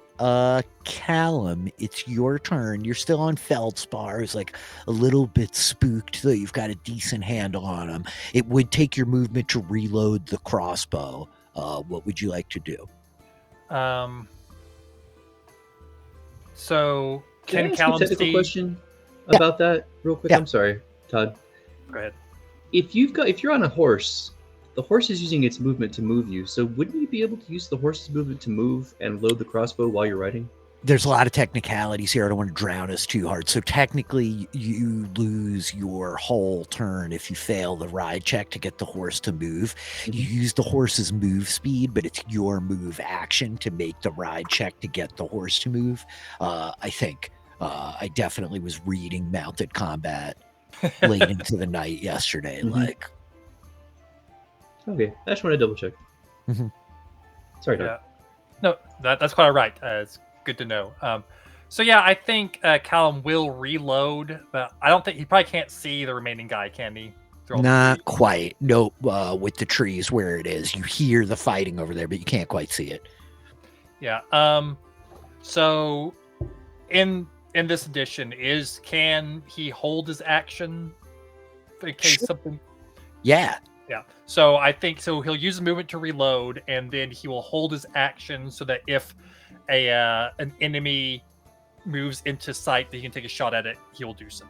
You got it. Just to talk about holding actions and it's really interesting, but technically if you like hold your action, you set the trigger, whatever it is, and you reset your initiative turn in the order, like instead of burning a reaction when the thing goes off, like you take your action as the thing goes off, and now your new initiative count is like one segment before whatever you were waiting on last time, right?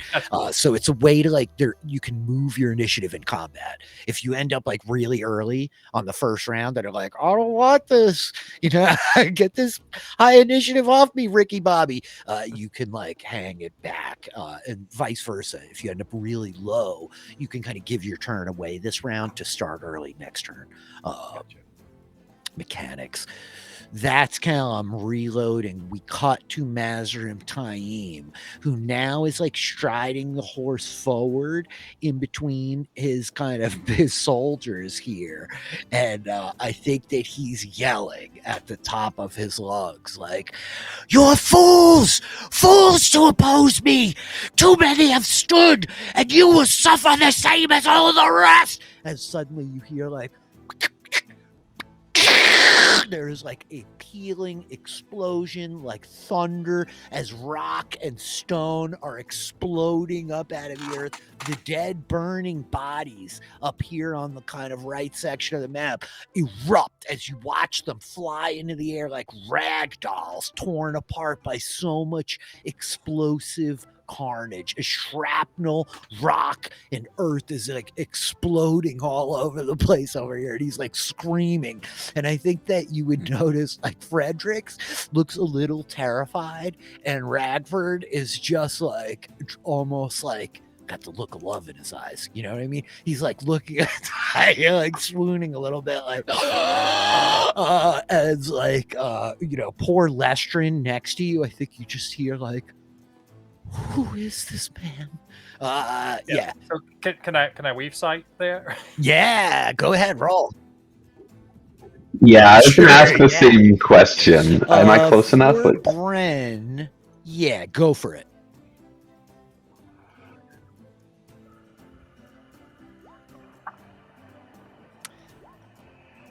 Hmm. 12 and a 17. Let me just double check DCs for a second. I'm bouncing around a lot. Weave sight, channel, or skills. 15. Identify the weave. If you're familiar with the weave, you know its name and effects. So 15, Callum. 12. Okay. Bren, you know that he's weaving like earth and air and fire. Callum, you're easily able to identify the weave because it's one you're well familiar with. It's like grenade, basically. He is like weaving earth and fire together with air and like just detonating the very stone itself on the ground over here. Yep. You can't quite get a bead on it, Bren, though you have a notion of like which of the powers he's wielding. Yep, that happened. Which brings us to Naharik on 19. Yeah, so Naharik is, he sees the sword user make his way up to that last guy. So Naharik's going to come running up to that person and so you slice do have him. flanking. Yes, we do have flanking. He's gonna slice him in the back of the head, the back of the neck, actually, trying to sever his spine. Got it. Merciful death from Naharic Iswin. Mm-hmm. All right, let's see how we roll. Yeah, 23 hits. 23 hits for 14 damage. Naharic, you, in the perfect stroke, I think you are taken, Drayson, at how effectively he wields this not a sword, as the Ashendari blade, just a weapon made for stabbing and piercing. Yet this behemoth of a man wields it just as effectively as the butcher's axe, while you watch the head of this so-called dragon hunter come loose of their shoulders, a dazed look of impossible stupidity on their face, even as it hits the ground next to you, the figure standing upright for a moment before it collapses. And Yep. As the body falls down, Drayson sees Naharic Iswin holding up 2 fingers, counting for the 2 bodies that he has killed compared to Drayson's 1. And with the thump and clatter of his body and armor smashing into the ground, we are out of initiative. Though the Lord Mazrim Taim is you just hear. Renora is the Taylor can in no way replicate it, but Renora is roaring at Time, screaming his name, Time, stop this now! And I think his eyes wheel around to yours, Ogier, and they are hard, very hard. As he's his face darkened, the smile kind of fading a little bit. This thin, almost there's not a sheen of sweat. I take that back. This look of intensity on his face as he's just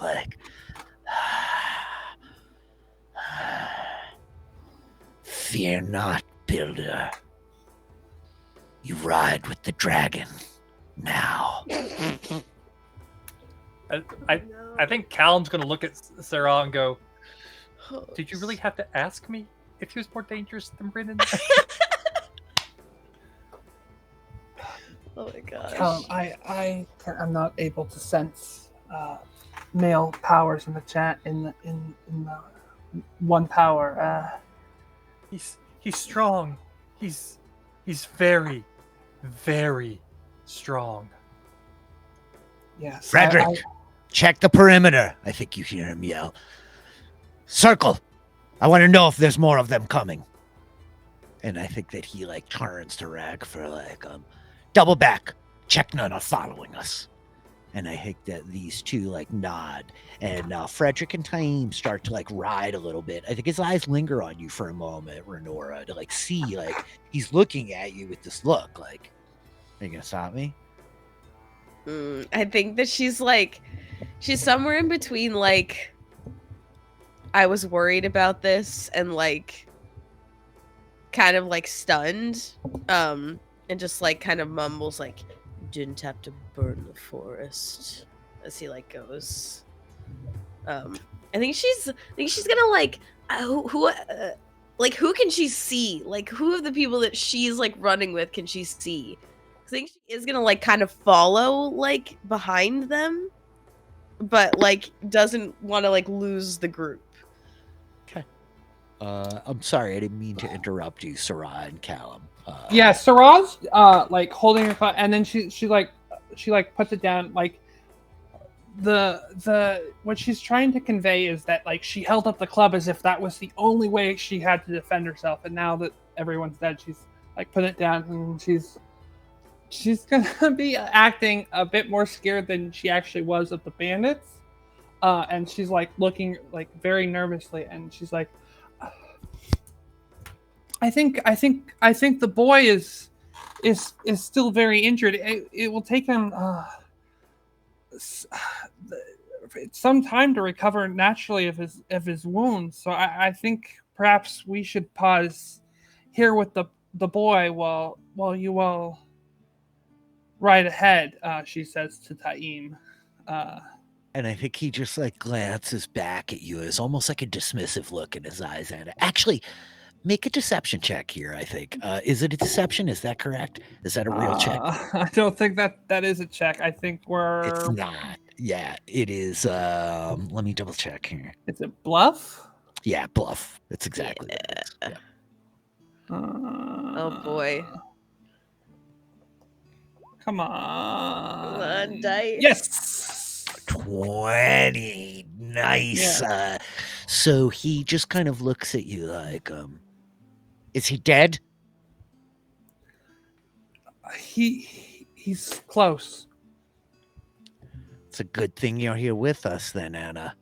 And I think that like he does like circle the horse around looking down like see that he is well. I'll make sure no others come. And he like kind of circles the horse back around following Fredericks out towards like the north as they were going to like circle around for a bit. And Ragfur is like riding back down the trail where you came from to check if anybody's following you. Yeah. And so with that, I think unless you're kind of following, you're going to follow Taim and Fredericks and Laura or what? Gosh, I think like Renora like is like torn between like Time and like Daniel. And I think so. I think she like runs after him for a moment and then like hears like Sarah's voice and like turns back, like shakes her head as like time goes. And is gonna like go back like to Daniel and like the rest of the group. Okay. I think you see that Taim and like Frederick, horses side by side, they're like leaning in, talking to each other as they're riding away from you. Yeah, and you go back. So yeah, let me check with the rest of you, Drayson and Naharik, as you two are up here like alone in like the immediate aftermath of all of this. These figures falling. What are you guys doing with your counting? Hark's definitely looking at the bodies, looting the bodies, trying to see where these people are coming from, what they have on them, and why they're attacking us. So, Naharik, make a search check. the search check is coming up. And so, Drayson, what are you doing as you're watching Naharik starts like kind of rolling bodies over, checking them? I think while he's doing that, Drayson will just say to him, "Yeah, that's it's a very unconventional but impressive weapon you wield, my friend." It was given to me by a good friend of mine. Perhaps maybe one day you can put the sword down and use something like it.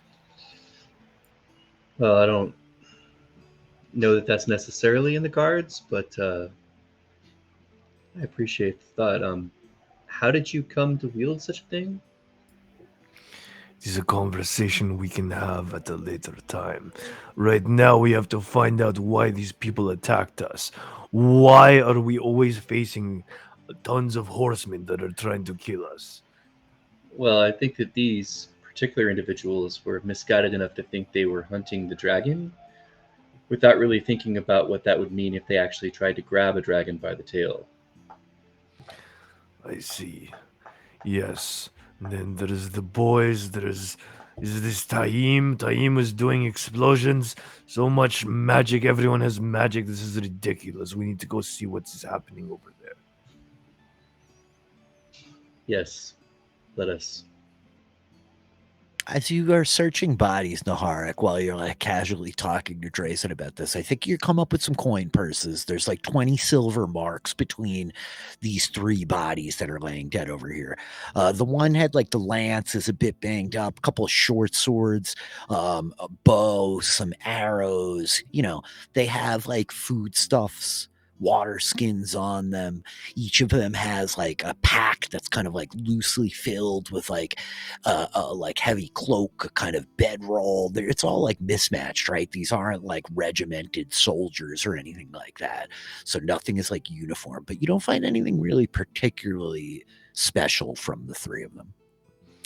Yeah, I guess you just gather everything up in the dead guy's cloak and just bring it back to the party, see if anyone needs anything. Okay. And Bren, you have this time here. You're kind of like alone as you jumped off the horse, and in these moments, while like Sarai is kind of talking to Callum. I don't know what you want to do or where you want to be. Yeah, I think as some of the stuff was going on there with Taim riding off, and that Bren was just kind of like getting a hold of his horse again, making sure it was calmed and not going anywhere. And then he would approach the others there around Daniel's limp form. Now, okay, remind me, Taim and his men, they're off securing the perimeter, right? So the only people here are our group, Daniel's unconscious body, and what was his name? Lestrin. Okay. Yep. I think Sarah will turn to Brennan and say, I think it may be for our benefit, the best for us, if Daniel recovers slowly. I think Bren's gonna come in closer, so that Lestrin can't hear, and he's gonna say, "Can't you do something for him if I take Lestrum away for a minute so he can't see?" I could, but if Daniel is fully able to move, then we have no excuse not to go with Taim, and I feel like it might be in our favor if there was a reason for us to separate from Taim here. And just technically, she can't, because you can only cast that weave once per target per day. So is that something I missed? Even at a different level, really? Yeah, it says okay. This weave can only be cast once per target per day. It's like the very end of the heal description. Oh wow. Oh. Okay. Well. Okay. Well, Bren certainly wouldn't know that, anyways. Yeah, no, but I saw it there. I was looking it up to see if they. Okay. Nice catch, Todd. I just want to stop here to like thank all of you guys, the channelers, for helping me parse through the many rules of channeling. As there's a lot of rules. Yeah, that makes sense, and that also coincides nicely with what Sarah wants to do. Good. Okay, so Bren is just gonna, I think, reply to Sarah. Did you see Tame? Do you really think he's going to let us leave him for any reason? I think Taim is in a hurry to get to his forces to attack, and if he says us is slowing him down, he might be willing to leave us here. Yeah, maybe leave our burned corpses here.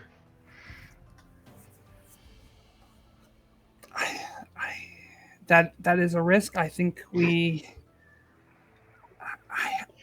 I think though this is our best option at this moment. Okay, I think Bren leaves it there, and I think he's just going to gather around and I guess look at Daniel, but I don't think there's much Bren can do. Yep, Daniel, like blood kind of soaked around his shirt. I imagine like the arrow is like mostly broken off, kind of in his back. Sarah like probably would have pulled it out. He's alive. His breathing is like shallow.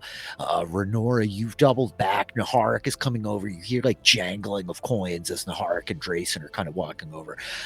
You guys tell me, right? You have this like beat here, this moment that you're all together. Lestrin is kind of like, I can't believe I killed that woman. I've never killed anyone before. It's okay. She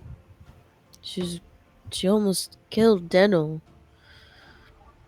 I think Renora's like Probably would have looking tried to at kill him. you. She would have. I know it's hard. The first time I had to kill someone, it's hard, but just know it gets better, kinda. And like it was her or Daniel, so you did the right thing. I think he just kind of like nods, looking at you, Callum, and you could see this young fella's face, his little mustache, like the youth in his eyes. Like he could have been a neighbor, a friend. There's like a kinship between the two of you, just in your age, next to all of these like kind of more seasoned, weathered people all around you, you know. And I think he's just nodding at you, and he's just like, my life will be more and shoveling out sheep stalls. And I think he like kind of turns looking back as he walks over and he leans down, and you see him stand up with the spear in his hand from one of these like dead soldiers. And he's like, I suppose the path to fame isn't one that you walk without some bloodshed. Don't. Yeah. Rich,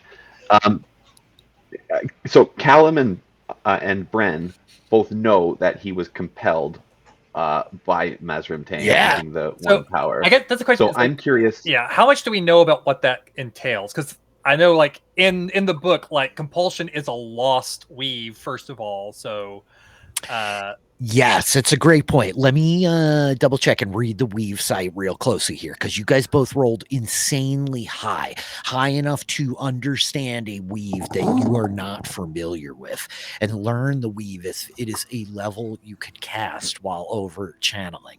Because it's a level 3 weave, so we both should be able to cast it. Because it uses like all 5 things. So as long as we have like one affinity, we should both be able to cast it. You guys have a pretty good understanding of this. Like, clearly neither of you has ever had any formal training, so I don't think that there's an awareness that this is a lost or forbidden weave, right? Like, none of that as context for you, but you certainly understand what Taim did and how he like wove the pattern to like cloud this kid's mind. But I think you have pretty good clarity of understanding in terms of like the level and depth of this. You understand that there is like a measure of influence baked into this kid that is like below his conscious level of understanding, that like there has been like kind of ingrained in him this command that he will like seek glory. He will like leave his own life to like serve at the side of Taim on this quest for fame or glory, right? Okay. Yeah. Is that like that specific enough, right? Yep. Yeah. I was also just thinking, like, not in terms of the weave as well, but just in terms of, since we know that, like, could we roll like a sense motive check or something like that, just to gather in this conversation, is he kind of conversing as like in control of himself? Go for it. Yeah, make a sense motive check, because you're trying to like read how much of this is this kid being on it. Oh, 20! Okay, so I think, Bren, you have like some real clarity here that like what he's saying isn't that far off of probably what he felt like when he got on his horse this morning. Like, he's the kind of kid that was motivated enough to come run out of here. He's the kind of person willing to stick his neck out for Daniel a little bit. He wants more than a small life like being a farmer and a nobody where he's going to die ignominiously, but also like the weave is very present. He's being very driven, you know, to like go do this thing. There's the point where he's like saying like, I guess the path to glory requires some blood spilled, and you're like, oh shit, like he wouldn't have said that yesterday, you know. Okay. Yeah. Okay, good, thanks. There's like an intensity of focus to what was probably just like a soft idea in his mind, like someday I'll go off and be somebody, and now he's like, I will be somebody, you know. Yeah.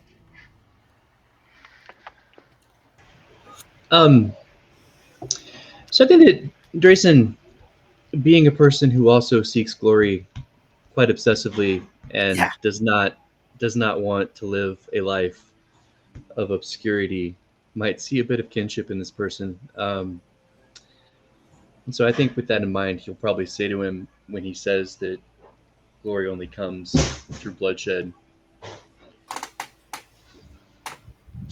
while it is certainly true that those that shed blood do sometimes live on in memory, it is important to remember always that you must seek it with honor, lest your glory turn to infamy, and your name be blackened in the hearts of men.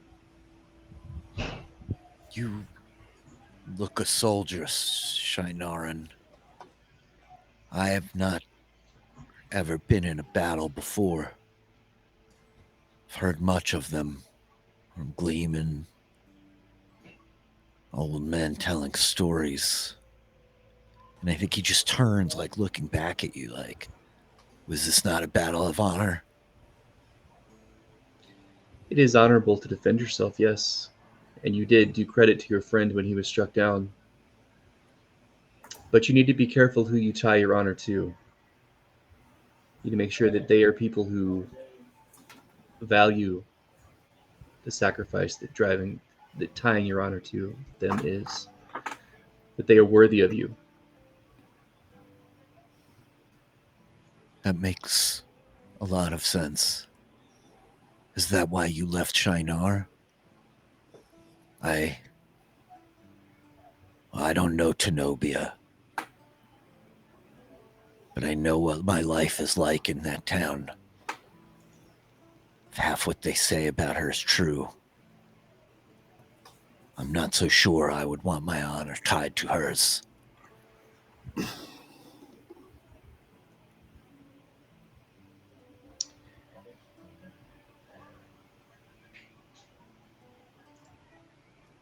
Well, if you do not want your honor tied to your liege, be careful who else you choose to tie it to. Just consider that as you move forward. I've sworn no oaths. I've had notions of fighting in the north, the Trollocs. We all serve. I knew it was only time before I would as well. But Lord Kiraz is not a good man. He just takes from us. We're nothing more than peasants' coins to fill his coffers and to pay his aunt. I can't speak to the queen, but Lord Kiraz is not a lord with honor. I've sworn no oath to him, and I don't plan to. If Lord Taim means to see our ruler changed, I think he's right.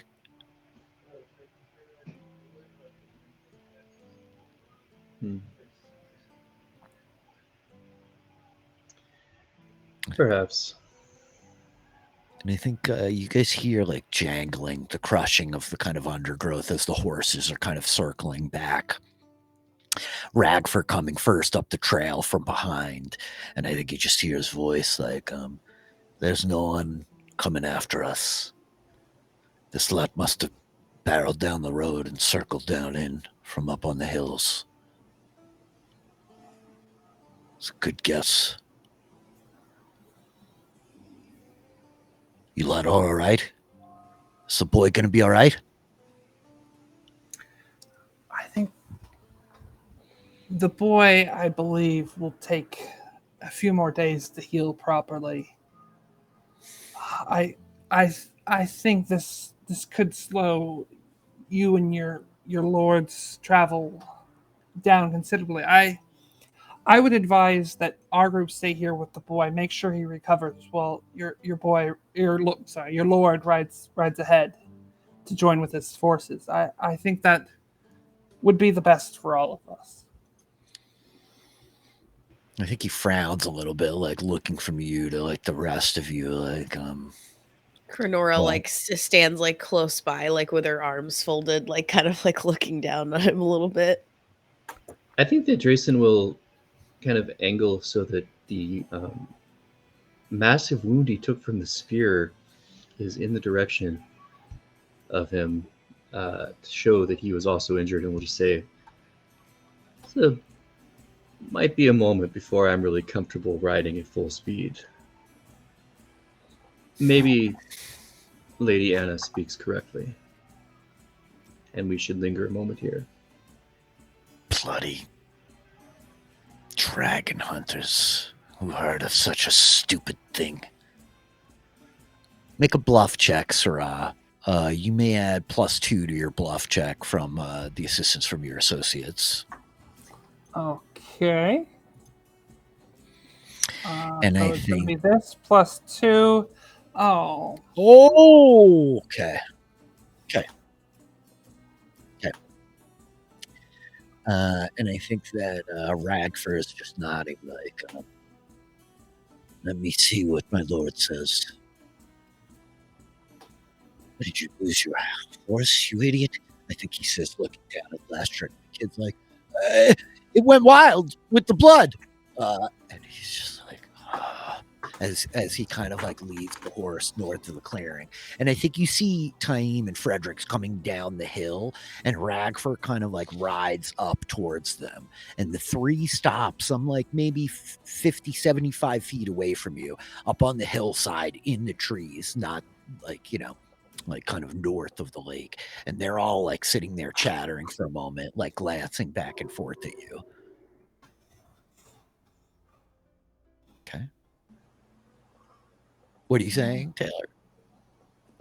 I think Renora is like watching them and like making eye contact, like not eye contact, but she's like actively looking in their direction, like as they're speaking. Like, yeah, she wants them to know that like she has her eye on them.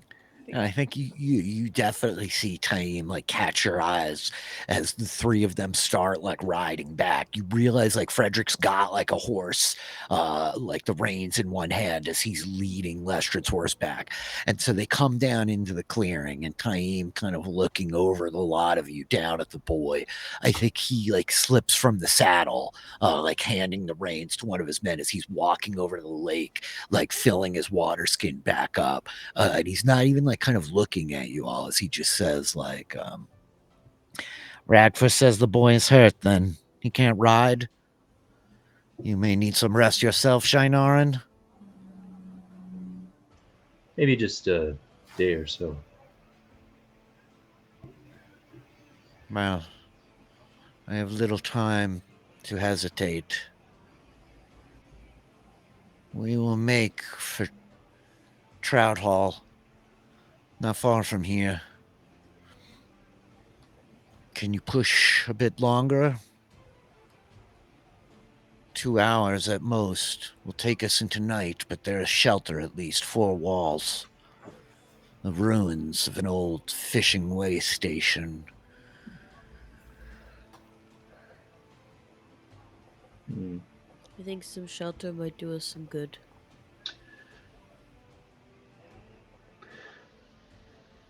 There may be more dragon hunters on the road. It's only a couple hours. Stay here then? Maybe we should. No, I think we can do a couple hours. The boy can ride on Kisrai with me. I think it would be best if we stayed here. I understand if your group wishes to proceed. I think we can take care of the boy and maybe try in the morning.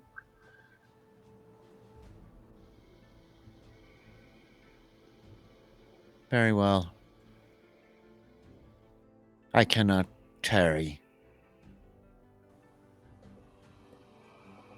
I will take the slot with me.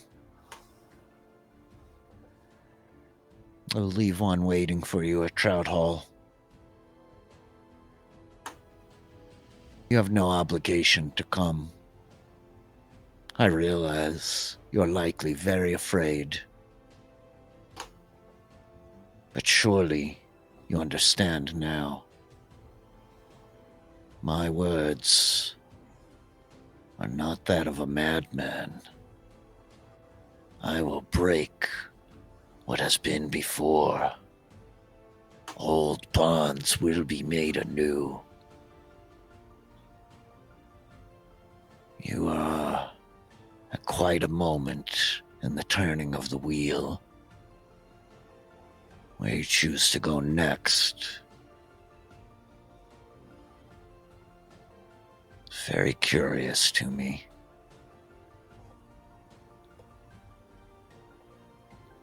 You were to stay then, here in the woods? Yes. Yes, Sirah I will believe- say yes. Yeah. I believe we will. He looks down at Daniel. Do you think you can keep him alive? Yes. So be it. You, saddle up. I think he turns to Lestrin as Fredericks is like handing him the reins. And Lestrin, like, with the spear now in one hand, just like pulling himself up.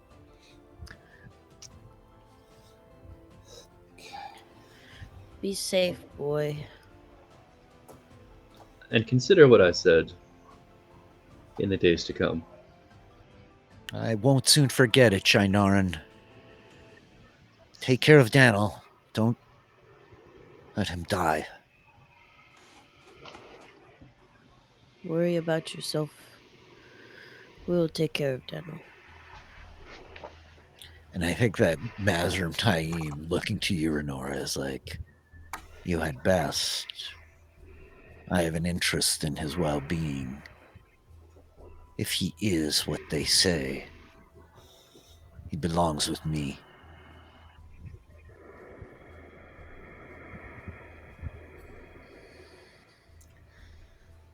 Come.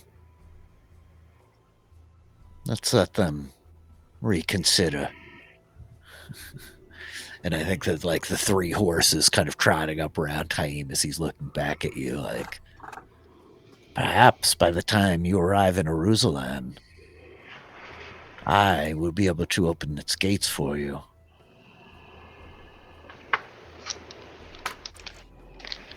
Perhaps Walk in the light, my friends. you as Thank well. you. Thank you. Always. And I think he turns, like, kicking his heels into the horse as, like, it starts to gallop away. Lestrin, like, with one last turn, looking back, the spear over his shoulder as he's, like, riding, like, bopping away along, like, the kind of water's edge. And with that, the six of you are left with a young, bloody Daniel and a pile of corpses amidst the forest, while wood smoke wafts on the wind. Small fires bursting and crackling around. Did I ask what you guys want to do? What do you want to do? I think Bren had half a thought there of going with Mazrim Tame and forcing Sarah to decide whether or not to stay with him or not. But I think he stays quiet and stays where he is, judging Taim to be the bigger threat here. Yeah. Mhm. I think. Oh, if you want to, if you and Callum want to go join Mazrim Taim, I'm sure that's exactly what Callum wants to do right now. Just to get away, not to stay with him permanently. But anyways, he doesn't do anything except turn to the rest of you now that we're alone and seeing the wound. I think that that Drayson got in the battle. He says, "Are you all okay? Any others of you hurt? I can offer you some help. I nothing extraordinary, but I trained a bit in the ways of healing." I think perhaps it would be better if I handled the healing. Just we wouldn't want any of the men to sense you channeling. It's not channeling. I'm just talking about ordinary aid. Okay, well, if you wanted to see the Drayson, then I guess that would be fine. If you just wanted to, I'll handle. Renora still seems like she's taken a few hits. Renora, That actually, bear, really did. the Was bear. tough bear. Real tough bear. Yeah. Renora's never had to wrestle a bear before that one time. Yeah. The bear was very tough. You know. Let's find someplace with some more room for you to stretch out, and she will lead Renora away from the group a bit. All right. To Cal- speak. Yeah, Callum wants Sorry, to take go a ahead. moment. Callum wants to take a moment whenever a Syrah is not right next to them to kind of go up to Bryn and say, "Did you see what Taim did to Lestrum? Could you see what he did?" I did. Sh- I've never seen anything like that before, but He got in his head. I think I think I could tell how he did it. I think I don't think I want to do that to anyone, but I think I could if we ever had to. Do we tell the others what he did, what he can do? Do we No. warn them? we can't tell them anything. They'll only use it against us. Let's keep that to ourselves. But only Okay. use that as a last resort. I wouldn't want to go there if we don't have to. Okay. Whatever you think's right, Bryn. I trust you. All right. And I think Syrah will have taken how much damage does I can only heal you once, so I need to make sure this actually does how much damage It's Renora not has. like a ton. It's only eight hit points. She's down right now. So this is gonna take. Let's see. I can do 4 automatically. And you guys have like walked off from the group a bit to do this, you're saying? Yes. Mhm. Yes. If you just do like like mechanically speaking, like a little meta, like if you do 4 and then like we sleep, like I'll be at full. So Okay. I think she's still gonna take some time. She'll use it's a level 2, which will get her. Let's see how much will that do. It's so fast. You're gonna it's gonna fully heal. It's gonna take a little Great. while. Okay. And you're gonna be gone. We're gonna be gone for a couple of minutes here. Okay. Level 2. Let me sure. 1 minute, and she's gonna take her time a bit doing this. And as Syrah's doing her time, taking her time, she's gonna ask Renora, what was your read on that Taim and what he did? His power was very destructive.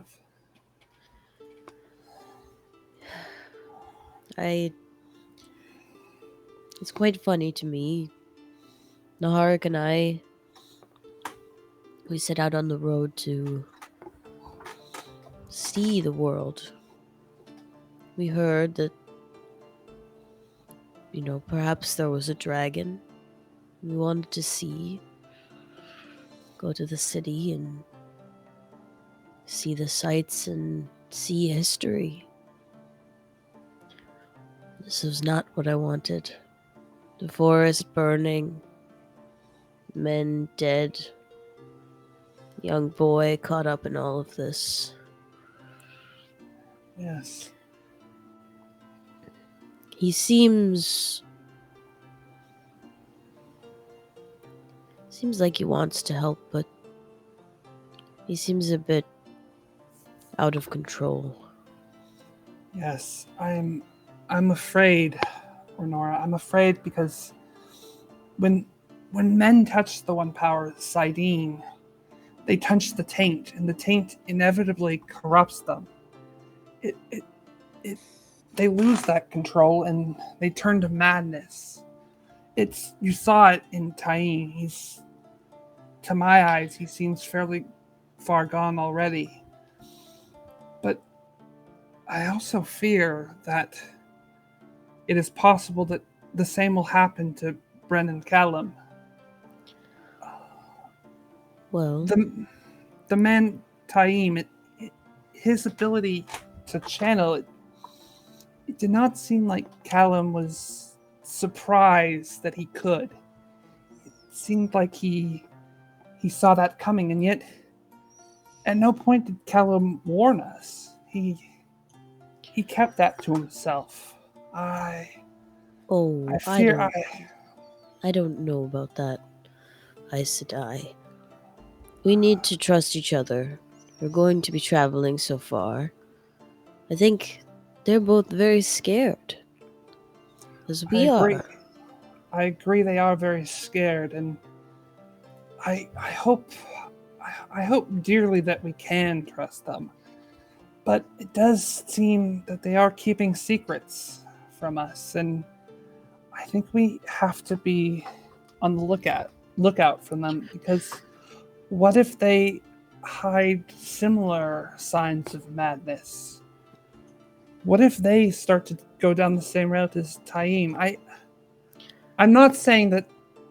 I'm not going to say to you, Renor, that is inevitable. But every story I've ever heard of a man who can channel ends the same way, with him going mad. So I agree that we need to be wary and watch for signs if they're going to hurt themselves or someone else, but they're our friends. We need to protect them, as they have protected us, as you have protected them. And are you not keeping secrets, Aes Sedai? I, of course, have to keep some secrets, my friend. Of course. However, that is all right. However, there's a difference between keeping secrets to protect us and keeping secrets that could harm us. Like the Taim was a channeler, and I fear that if Bren and Callum would keep that from us, we must be very watchful indeed of what other secrets they are keeping.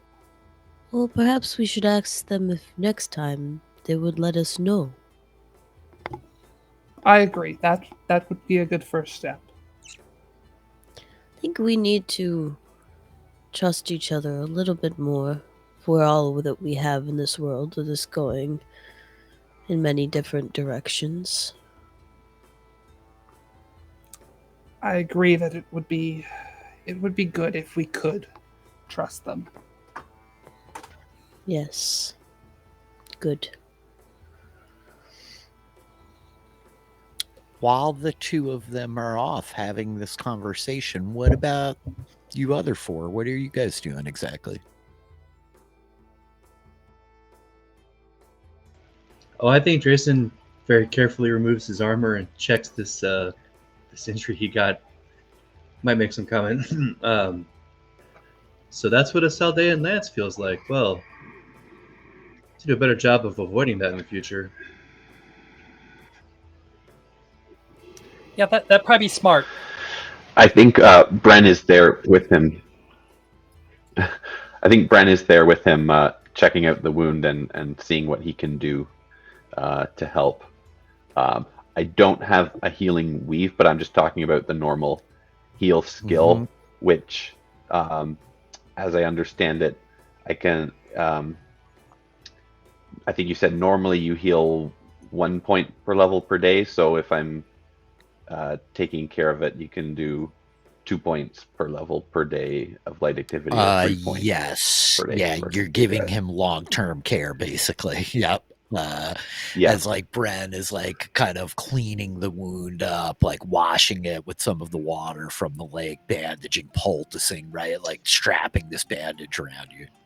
I do have in my inventory a pair of healer's balms. But I can't remember. I found what the healer's bombs do. This is one of these great moments where going through the rule book, they're like, also, you can use this item. That go look it up. And then you look the item up and they're like, yeah, you can use it. Go look up the skill on how to use this item. And you get into like a little bit of a loop where they're not telling you what to do. But yes, I did find it. If I can find it now is another question.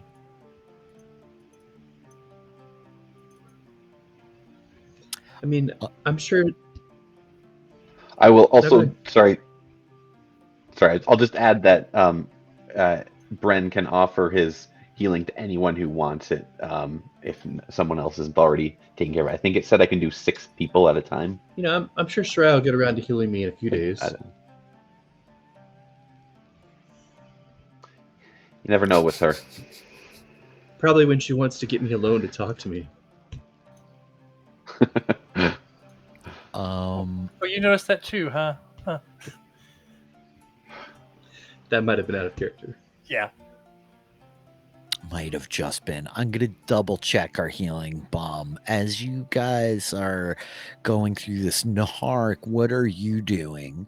It's like Callum and Bren seem to be hanging out while like Drayson's getting bandaged up. Are you doing anything in particular? I think Naharik's like probably going around to the bodies, checking them all out, looting them all, and in the meantime, he's smoking his pipe. He's really like reflecting on the fact that like, you know, he's got a couple of male channelers in his party. He just came across this so-called dragon wannabe. We don't even know. He doesn't even know whether this is the Dragon Reborn or not. And he's just like thinking to himself that, you know, with so many male channelers that he's come across recently, like how close are we to the final battle? How does this mean the Kara Karn might be coming soon? Does this mean the end of the Aiel is, you know, just over the horizon? I think he's like very reflective as he's like walking around doing these things. Excellent. So I think that you're able to gather up ultimately. Hang on one second. Another like 37 silver marks from the soldiers. There's some various weapons and stuff scattered about them. I think that as you're kind of like walking to one of them that's a little bit like further up on the hillside, you kind of step out from some of the thick copse of trees. The trees like tighter down at the bottom of the hill near where the waterfront is. And I think, Naharic, you catch sight of something just in the distance, like towards the northern section, the northern kind of shore of the lake. It looks like not a large stone building, but a bit of like big, very square cut kind of man worked stone jutting up out of the earth. Though it's hard for you to tell exactly what it is from the perspective you're standing. You're just kind of seeing like a corner, right? And it's this identifier of like a square edge, a right angle where you're like, oh, like somebody made that. You're not 100% sure what it is. I don't know what you want to do. Yeah, Naharik's definitely gonna like venture that way and try to get a better look. Okay. And so I think that as Naharic is kind of like striding a little bit further away from the group, I think the camera lifts up over Whitecap Lake in the southern reaches of Saldaea. I think that we see the scattered corpses of these would-be dragon hunters laid out, broken, stabbed, burned, and blasted out here in the copse of trees at the lake's edge. I think we see the three men who have spent some days together now, bonding and talking as Bren bandages Drayson Hakar, as Callum watches, nervous, considering all that has been revealed to him in these days.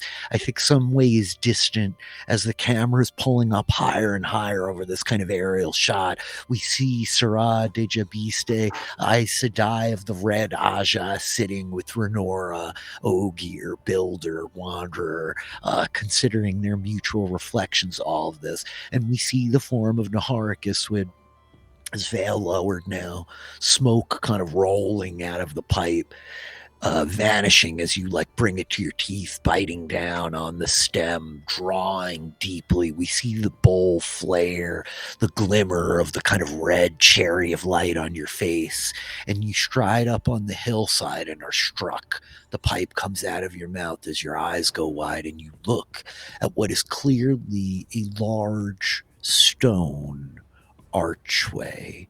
Symbols, sigils, vines twisting up around it, but notably the stone foliage of the structure, unmistakable to you, given your heritage, given all that your people have paid in blood and then some for the leaf of the Avendasura, as you peer at what can only be considered a waygate in front of you. The Avendasura leaves evident around it as it sits on the edge of this tree line on the northern shore of Whitecap Lake in the southern reaches of the borderland kingdom of Saldaea. And I think as Naharic, you realize this. That's where we'll leave our adventurers today. Oh my gosh! More Lord, the thought of trying to get Callum through a way gate is just like That Oh my goodness. I don't know what was better, Rich, your description or watching everybody else's reactions. I know, yeah. can't I figure just that one I out. just slow roll, and I don't like. I can enjoy bloviating. Don't get me wrong. I love the sound of my own voice. I get it like podcasting because I don't. But at the end of the day, like the slow roll on half these things, it's just to watch you guys. It's so much fun, Yeah. So Yeah. good. This was cool. Amazing. This felt like a good one, you guys. That We was rolled great. dice. We took damage. We healed damage. We had separation. We've abandoned Mazrim Taim. What a cool guy. Yeah. super cool. That's super cool. I did not think he was going to let us go that easily. Let's get an army. But I'm so if we glad had- that you if we guys had, didn't show him. Yeah. Yeah, if either Yeah. one of us had like seized the power, Yeah. he would not have let us go. Oh, that would not have been good. I was really wondering how we were going to extricate ourselves from being in his presence. Oh, I was trying to be fair there. Like, if someone charged Bren down, I would have grabbed for the power. Yeah.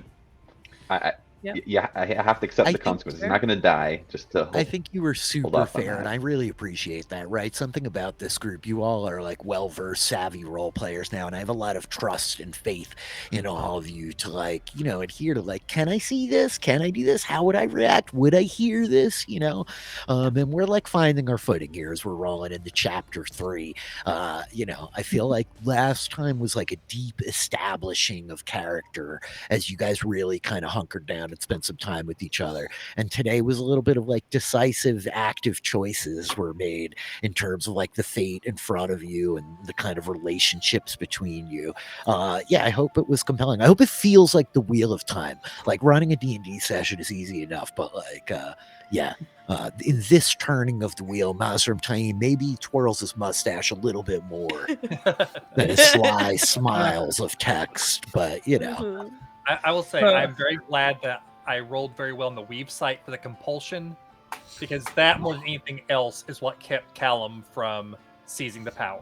Like if Callum had no idea what a Tame had done, he might have been more likely to seize the power whenever he's under attack. But knowing that Tame is like brainwashing people and not being sure if he could fight it off was like a big. Callum is not signing up for that struggle. He's like, I'm dealing with enough. How about let's not let the brainwasher know I might be useful to him. Yeah.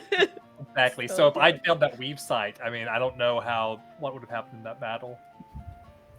Yeah, I think I've now spent each session talking to a different person, trying to turn them against Fred and Cal.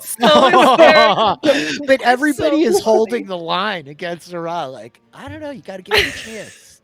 So like this Yes, is the thing, like the feeling of it being like Wheel of Time, like the mistrust and like the fear like is so present, and I think that we've like captured that like pretty well.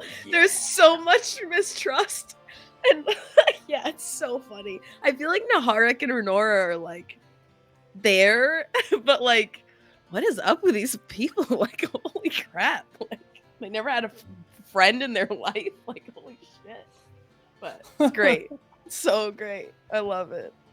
It's awesome. So, Tom, who's on Team Sarai and who's on Team Let the World Burn now? It's We have any I allegiances think shifting in the we moved. alliances? I think Renora shifted a little bit to Oh, my side. I know she like held the line verbally, but I think she saw what Time was doing, and I think she's going to be more amenable when the time comes. I mean, when the time comes. For what? Tom? I love so many. You times, forget, like, Tom. We know compulsion now. We can swing this I'm alliance sorry, back in our favor. I'm sorry, Sean. I gave them nuclear armaments. Wow. Yep, we just keep running, and ran into a man who can channel. They can teach each other. We haven't run into any women who can channel. We gotta get you the hell out of the wilderness. I'm sorry. Yeah. That we know of. very interesting stuff. I have some fun stuff planned for next time. I'm very curious to see what will happen. I'm just delighted with these characters. It is very fun coming back to this game. I hope it felt like you guys were all able to stretch your legs a little bit tonight and kind of get into the mix. Yeah. Yep. That Cool. was awesome. Yeah. Cool. All right, let's do the thing. Let us go around in the circle. I know not all of us are like full-time content creators. There's a really important note about the show. We're a group of friends who did the Wheel of Time and talked about it all year in the lead up to the show. And then the show aired, and a bunch of us have finished reading the series, and some of us are still on our way to completion with the series. And it was like, hey, I'm gonna run the Wheel of Time role-playing game. Like, who should I play with? Oh yeah, this group. So you are welcome to like plug whatever you want. You could point out whatever you want, but like no harm, no foul. If there's nothing that you like got hyping up in the world, I just want to give all of you an opportunity to like speak your mind, your thoughts, your piece. Let folks know where they can find you if they are looking, and for me to say thank you. So Eric, I'm like delighted to have Bren art today. I like love what Sean did here. I'm obsessed with like the hilt of the dagger. It's like so Abu Dari. Yeah, is there anything that you want to like point out or hype up in the world, or we should be paying attention to, sir? Yeah, I love the Bren art too. It totally different playing the character now that I can see that image. It just kind of brings it to life in a way that I wasn't quite there before, but now I am. I have nothing to plug. I'm Eric Davestein on Twitter. I don't create any content. I just play D&D on post-show recaps. Had a good time. Thanks, Rich. Awesome, dude. I'm like so delighted to have you. You have been an incredible source of confidence for me in terms of like Eric's been doing a lot of homework with the rules. Between all you channelers, like I feel pretty good about what we got going on here. And now I have to read up on compulsion. I know. I got you. David, the paladin from Shinar. How about yourself, sir? You got anything else you want to like hype up or put our eyes on? Yeah, I think I'm going to encourage people. If you listen to post-show recaps, you should join the post-show recaps Discord. In addition to all of the fun conversation and D&D that you will get to play and be a part of, there's also a lot of really good writing that's happening. Because I'm doing it, and I'm going to say that it's good. So, it is good. It is good. It is actually quite good. For those who may be unfamiliar, Post Show Recaps is a podcast network. This is where all of us like have met, and some of us do some stuff over there. So there's Post Show Recaps, $10 a month at the patreon.com/Post Show Recaps to sign up, get into the Discord, come play D&D with us. Yeah, and if you follow me on Twitter, now you can watch screenshots of Jedi Fallen Order, because that's what my son and I are playing now. So I'm excited to see you guys playing it. I've been like getting ready to dip my toes back in because I'm only a couple hours in. Jedi Survivor looks good. Like stuff coming out of Star Wars Celebration. Very exciting this weekend for you and I, David. We are like hype. Very. Tom.